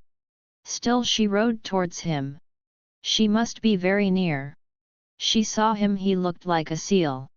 He like a seal as he took hold of the side of the boat. His fair hair was washed down on his round head, his face seemed to glisten suavely. She could hear him panting. Then he clambered into the boat. Oh, and the beauty of the subjection of his loins, white and dimly luminous as he climbed over the side of the boat, made her want to die, to die. The beauty of his dim and luminous loins as he climbed into the boat, his back rounded and soft. This was too much for her, too final a vision. She knew it, and it was fatal, terrible of fate, and of beauty, such beauty. He was not like a man to her, he was an incarnation, a great phase of life. She saw him press the water out of his face, and look at the bandage on his hand. And she knew it was all no good, and that she would never go beyond him, he was the final approximation of life to her. "Put the lights out, we shall see better," came his voice, sudden and mechanical and belonging to the world of man. She could scarcely believe there was a world of man. She leaned round and blew out her lanterns. They were difficult to blow out. Everywhere the lights were gone save the colored points on the sides of the launch. The bluey-grey, early night spread level around, the moon was overhead, there were shadows of boats here and there. Again there was a splash, and he was gone under. Gudrun sat, sick at heart, frightened of the great, level surface of the water, so heavy and deadly. She was so alone, with the level, unliving field of the water stretching beneath her. It was not a good isolation, it was a terrible, cold separation of suspense. She was suspended upon the surface of the insidious reality until such time as she also should disappear it. Then she knew, by a stirring of voices, that he had climbed out again, into a boat. She sat wanting connection with him. Strenuously she claimed her connection with him, across the invisible space of the water. But round her heart was an isolation unbearable, through which nothing would penetrate. Take the launch in. It's no use keeping her there. Get lines for the dragging, the decisive, instrumental voice, that was full of the sound of the world. The launch began gradually to beat the waters. "Gerald! Gerald!" came the wild crying voice of Winifred. He did not answer. Slowly the launch drifted round in a pathetic, clumsy circle, and slunk away to the land, retreating into the dimness. The wash of her paddles grew duller. Gudrun rocked in her light 9, and the paddle automatically to steady herself. "Gudrun," called Ursula's voice. Ursula. The boats of the two sisters pulled together. "Is Gerald," said Gudrun. "He's dived again," said Ursula plaintively. "And I know he ought not, with his hurt hand and everything." "I'll take him in home this time," said Birkin. The boats swayed again from the wash of steamer. Gudrun and Ursula kept a lookout for Gerald. "There he is," cried Ursula, who had the sharpest eyes. He had not been long under. Birkin pulled towards him, Gudrun following. He swam slowly, and caught hold of the with his wounded hand. It slipped, and he sank back. "Vvhy don't you help him?" cried Ursula sharply. He came again, and Birkin leaned to help him into the boat. Gudrun again watched Gerald climb out of the water, but this time slowly, heavily, with the blind clambering motions of an amphibious beast, clumsy. Again the moon shone with faint luminosity on his white wet figure, on the stooping back and the rounded loins. But it looked defeated now, his body, it clambered and fell with slow clumsiness. He was breathing hoarsely too, like an animal that is suffering. He sat slack and motionless in the his head blunt and blind like a seal's, his whole appearance inhuman, unknowing. Gudrun shuddered as she mechanically followed his boat. Birkin rowed without speaking to the landing stage. "Are you going?" Gerald asked suddenly, as if just waking up. "Home," said Birkin. "Oh no," said Gerald imperiously. "We can't go home while they're in the water. Turn back again, I'm going to find them." The women were frightened, his voice was so imperative and dangerous, almost mad, not to be opposed. "No," said Birkin. "You can't." There was a strange fluid compulsion in his voice. Gerald was silent in a battle of wills. It was as if he would kill the other man. But Birkin rode evenly and unswerving, with an inhuman inevitability. "Should you interfere," said Gerald, in hate. Birkin did not answer. He rowed towards the land. And Gerald sat mute, like a dumb beast, panting, his teeth chattering, his arms inert, his head like a seal's head. They came to the landing stage. Wet and naked looking, Gerald climbed up the few steps. There stood his father, in the night. "Father," he said. "Yes, my boy? Go home and get those things off." "We shan't save them, father," said Gerald. "There's hope yet, my boy." "I'm afraid not. There's no knowing where they are. You can't find them. And there's a current, as cold as hell." "We'll let the water out," said the father. "Go home you and look to yourself. See that he's looked after, Rupert," he added in a neutral voice. "Well, father, I'm sorry. I'm sorry. I'm afraid it's my fault. But it can't be. I've done what I could for the moment. I could go on diving, of much, though, and not much use." He moved away barefoot, on the planks of the platform. Then he trod on something sharp. "Of course, you've got no shoes on," said Birkin. "His shoes are here," cried Gudrun from below. She was making fast her boat. Gerald waited for them to be brought to him. Gudrun came with them. He them on his feet. "If you once die," he said, "then when it's over, it's finished. Vvhy come to life again? There's room under that water there for thousands." "Two is enough," she said murmuring. He on his second shoe. He was shivering violently, and his jaw shook as he spoke. "That's true," he said, "maybe. But it's curious how much room there seems, a whole universe under there, and as cold as hell. You're as helpless as if your head was cut off."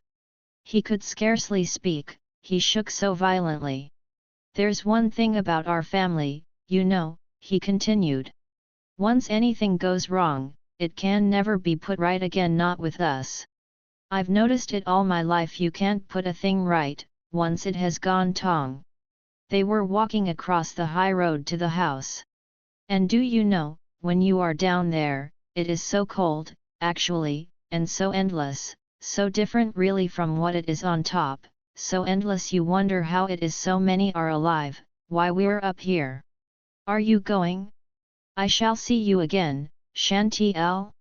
Good night, and thank you." "Thank you very much." The two girls waited a while, to see if there were any hope.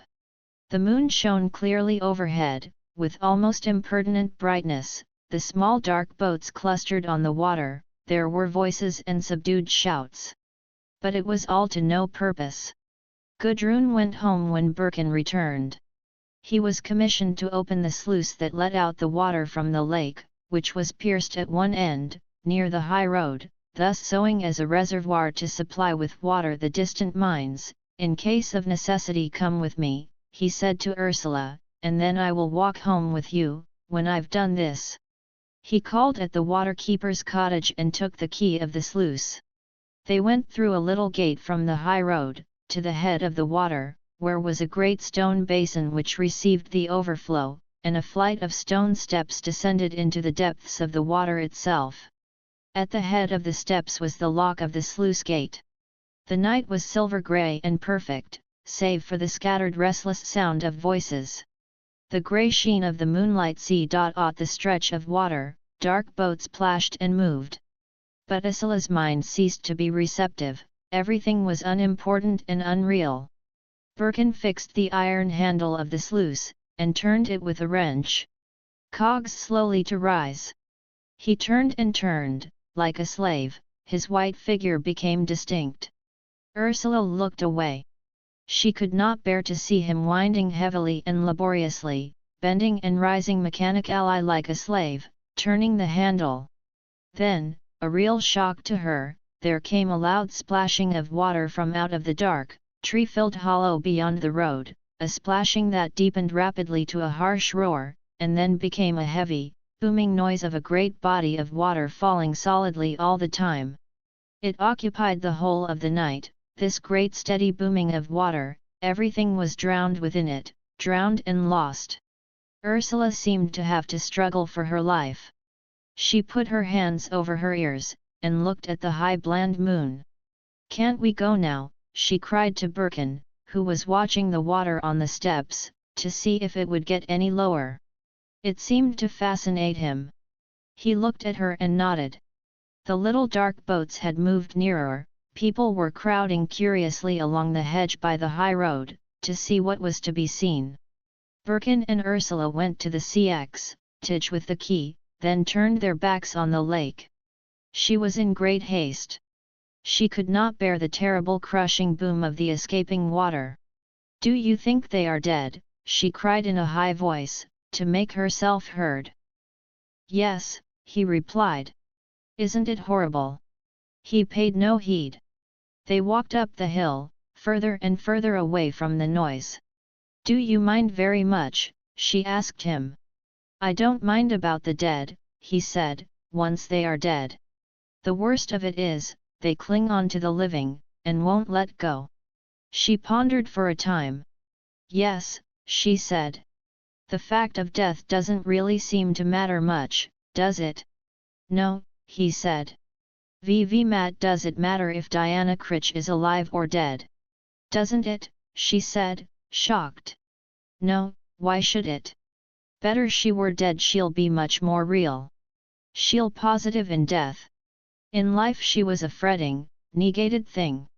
"You are rather horrible," murmured Ursula. "No. I'd rather Diana Critch were dead. Her living somehow, was all wrong. As for the young man, poor devil, him find his way out quickly instead of slowly. Death is all right, nothing better." "Yet you don't want to die," she challenged him. He was silent for a time.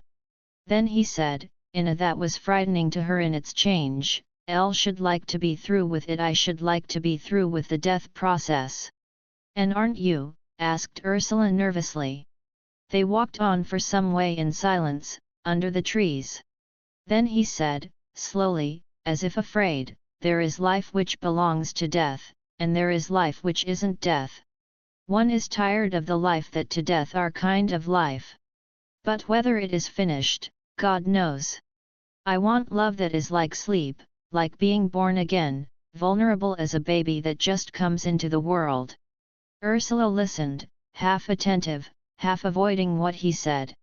She seemed to catch the drift of his statement, and then she drew away. She wanted to hear, but she did not want to be implicated. She was reluctant to yield there, where he wanted her, to yield as it were her very identity. "Why should love be like sleep?" she asked sadly. "Don't know. So that it is like death. I do want to die from this life, and yet it is more than life itself. One is delivered over like a naked infant from the womb, all the old defenses and the old body gone, and new air around one, that has never been before. She listened, making out what he said. She knew, as well as he knew, that words themselves do not convey meaning, that they are but a gesture we make, a dumb show like any other. And she seemed to feel his gesture through her blood, and she drew back, even though her desires sent her forward. But, she said gravely, didn't you say you wanted something that was not love, something beyond love? He turned in confusion. There was always confusion in speech. Yet it must be spoken. Whichever way one moved, if one were to move forwards, one must break a way through. And to know, to give was to break a way through the walls of the prison as the infant in labor strives through the walls of the womb. There is no new movement now, without the breaking through of the old deliberately, in knowledge, in the struggle to get out. I don't want love, he said. I don't want to know you. I want to be gone out of myself, and you to be lost to yourself, so we are found different. One shouldn't talk when one is tired and wretched. One Hamletizes, and it seems a lie. Only me when I show you a bit of healthy pride and insouciance. I hate myself serious. Why shouldn't you be serious, she said. He thought for a minute, then he said, sulkily, I don't know. Then they walked on in silence, at outs. He was vague and lost.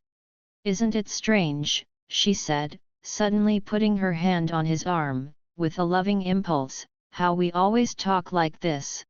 I suppose we do love each other, in some way. Oh yes, he said, too much. She laughed almost gaily. You'd have to have it your own way, wouldn't you, she teased. You could never take it on trust. He changed, laughed softly, and turned and took her in his arms, in the middle of the road. Yes, he said softly. And he kissed her face and brow, slowly, gently, with a sort of delicate happiness which surprised her extremely, and to which she could not respond. They were soft, blind kisses, in their stillness. Yet she held back from them. It was like strange moths, very soft and silent, settling on her from the darkness of her soul. She was uneasy. She drew away. Isn't somebody coming, she said. So they looked down the dark road, then set off again walking towards Beldover. Then suddenly, to show him she was no shallow prude, she stopped and held him tight, hard against her, and covered his face with hard, fierce kisses of passion. In spite of his otherness, the old blood beat up in him. Not this, he whimpered to himself, as the first perfect mood of softness and sleep loveliness ebbed back away from the rushing of passion that came up to his limbs and over his face as she drew him. And soon he was a perfect hard flame of passionate desire for her. Yet in the small core of the flame was an unyielding anguish of another thing. But this also was lost, he only wanted her, with an extreme desire that seemed inevitable as death, beyond question. Then, satisfied and shattered, fulfilled and destroyed, he went home away from her, drifting vaguely through the darkness, lapsed into the old fire of burning passion. Far away, there seemed to be a small lament in the darkness. But what did it matter? It did it matter, what did anything matter save this ultimate and triumphant of physical passion, that had blazed up anew like a new spell of life? I was becoming quite dead alive, nothing but a word bag, he said in triumph, scmning his other self. Yet somewhere far off and small, the other hovered. The men were still dragging the lake when he got back. He stood on the bank and heard Gerald's voice. The water was still 9, orning in the night, the moon was fair, the hills beyond were elusive. Lake was sinking. There came the raw smell of the banks, in the night air. Up at Shortlands there were lights in the windows, as if nobody had gone to bed. On the landing stage was the old doctor, the father of the young man who was lost. He stood quite silent, waiting. Birkin also stcxd and watched. Gerald came up in a boat. "You still here, Rupert?" he said. "We can't get them. The bottom slopes, you know, very steep. The water lies between two very sharp slopes, with little branch valleys, and God knows where the drift will take you. It isn't as if it was a level bottom. You never know where you are. With that, is there any need for you to be working?" said Birkin. "Wouldn't it be much better if you went to bed?" "To bed? Good God, do you think I should sleep? We'll find M, before I go away from here." "But the men would find them just the same without you. Why should you insist?" Gerald looked up at him. Then he put his hand affectionately on Birkin's shoulder, saying, "Don't you bother about me, Rupert. If there's anybody's health to think about, it's yours, not mine. How do you feel yourself?" "Very well. But you spoil your own chance of life. You waste your best self." Gerald was silent for a moment. Then he said, "Waste it? What else is there to do with it? But leave this, won't you? You force yourself into horrors, and put a millstone of beastly memories round your neck. Come away now." "A millstone of beastly memories," Gerald repeated. Then he put his hand again affectionately on Birkin's shoulder. "GKNI, you've got such a telling way of putting things, Rupert, you have." Birkin's heart sank. He was irritated and weary of having a telling way of putting things. "Won't you leave it? Come over to my place," he urged, as one urges a drunken man. "No," said Gerald coaxingly, his arm across the other man's shoulder. "Thanks very much, Rupert. I shall be glad to tomorrow, if that'll do. You understand, don't you? I want to see this job through. But I'll come tomorrow, right enough." "Oh, I'd rather come and have a chat with you than do anything else, I verily believe." "Yes, I would. You mean a lot to me, Rupert, more than you know." "Matt, do I mean more than I know?" asked Birkin irritably. He was acutely aware of Gerald's hand on his shoulder. And he did not want this altercation. He wanted the other man to out of the ugly misery. "I'll tell you another time," said Gerald coaxingly. "Come along with me now. "I want you to come," said Birkin. There was a pause, intense and real. Birkin wondered why his own heart beat so heavily.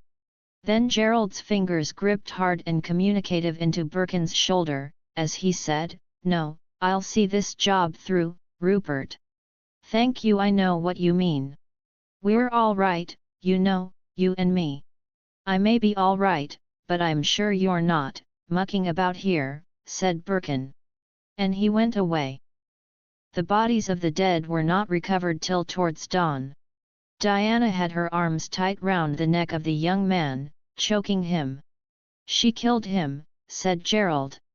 The moon S101 rd down the sky and sank at last.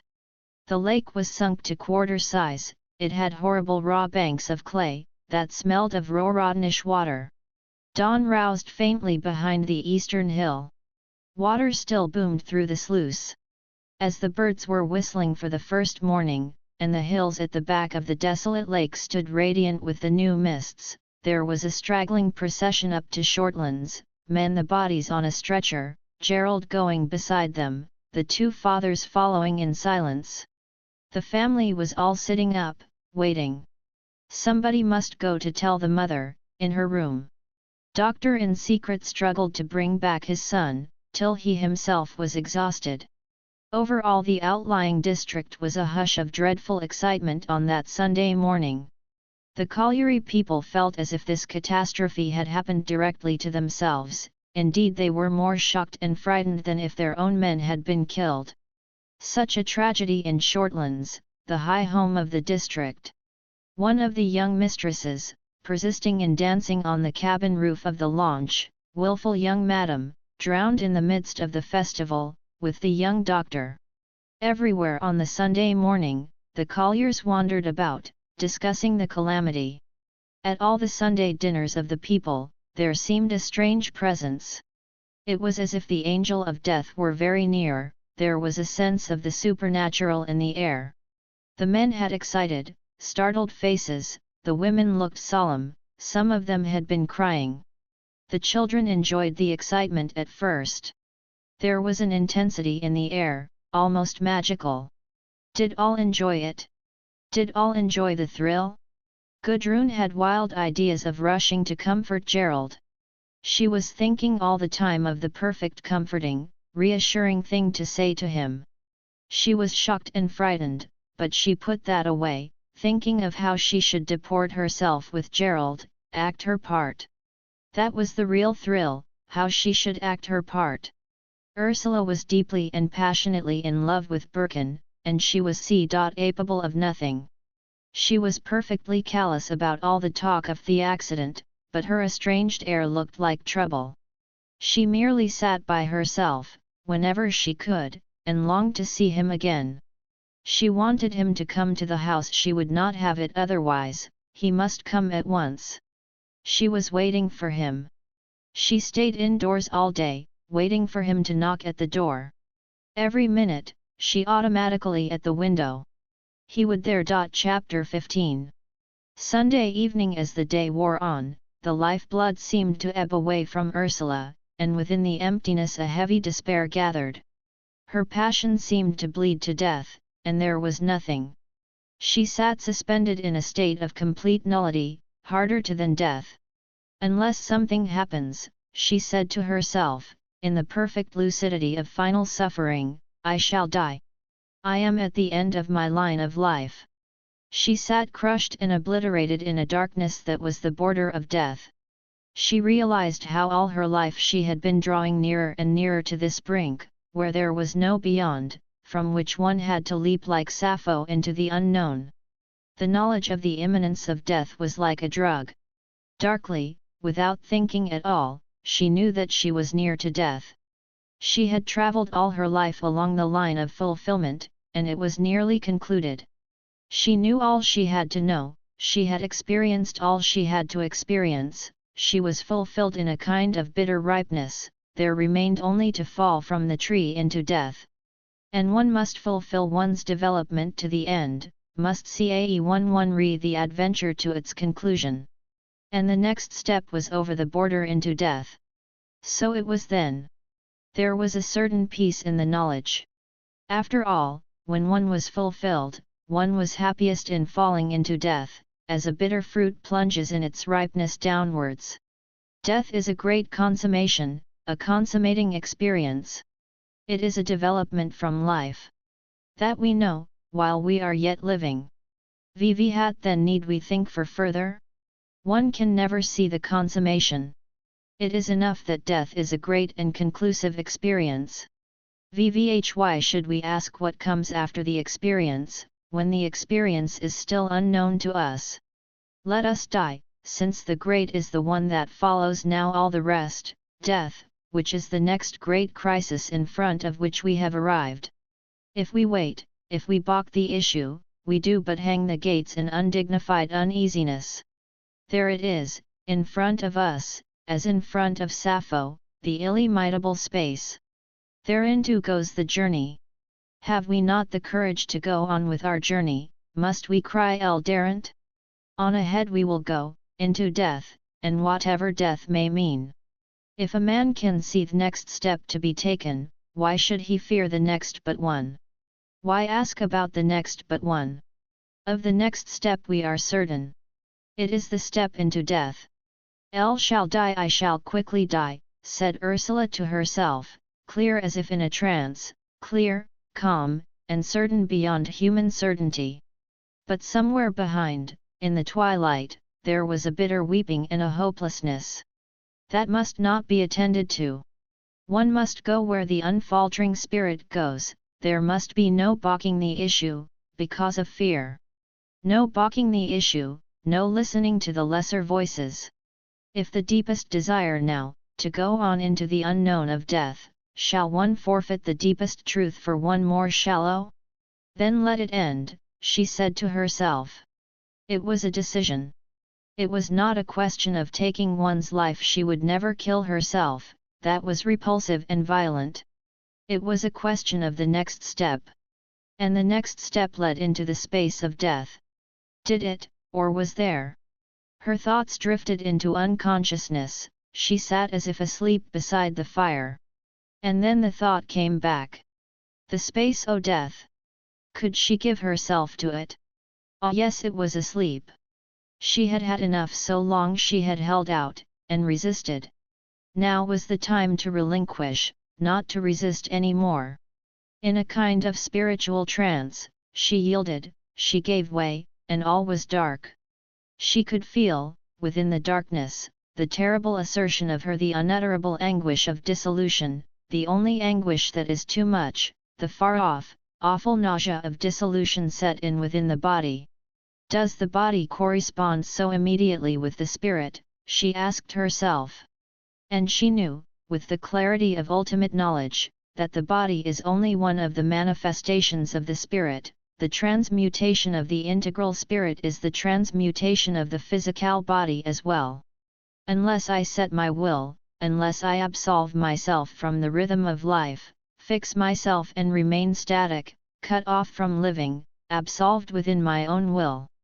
But better die than live mechanically a life that is a repetition of repetitions.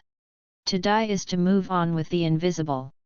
To die is also a joy of submitting to that which is greater than the known, namely, the pure unknown.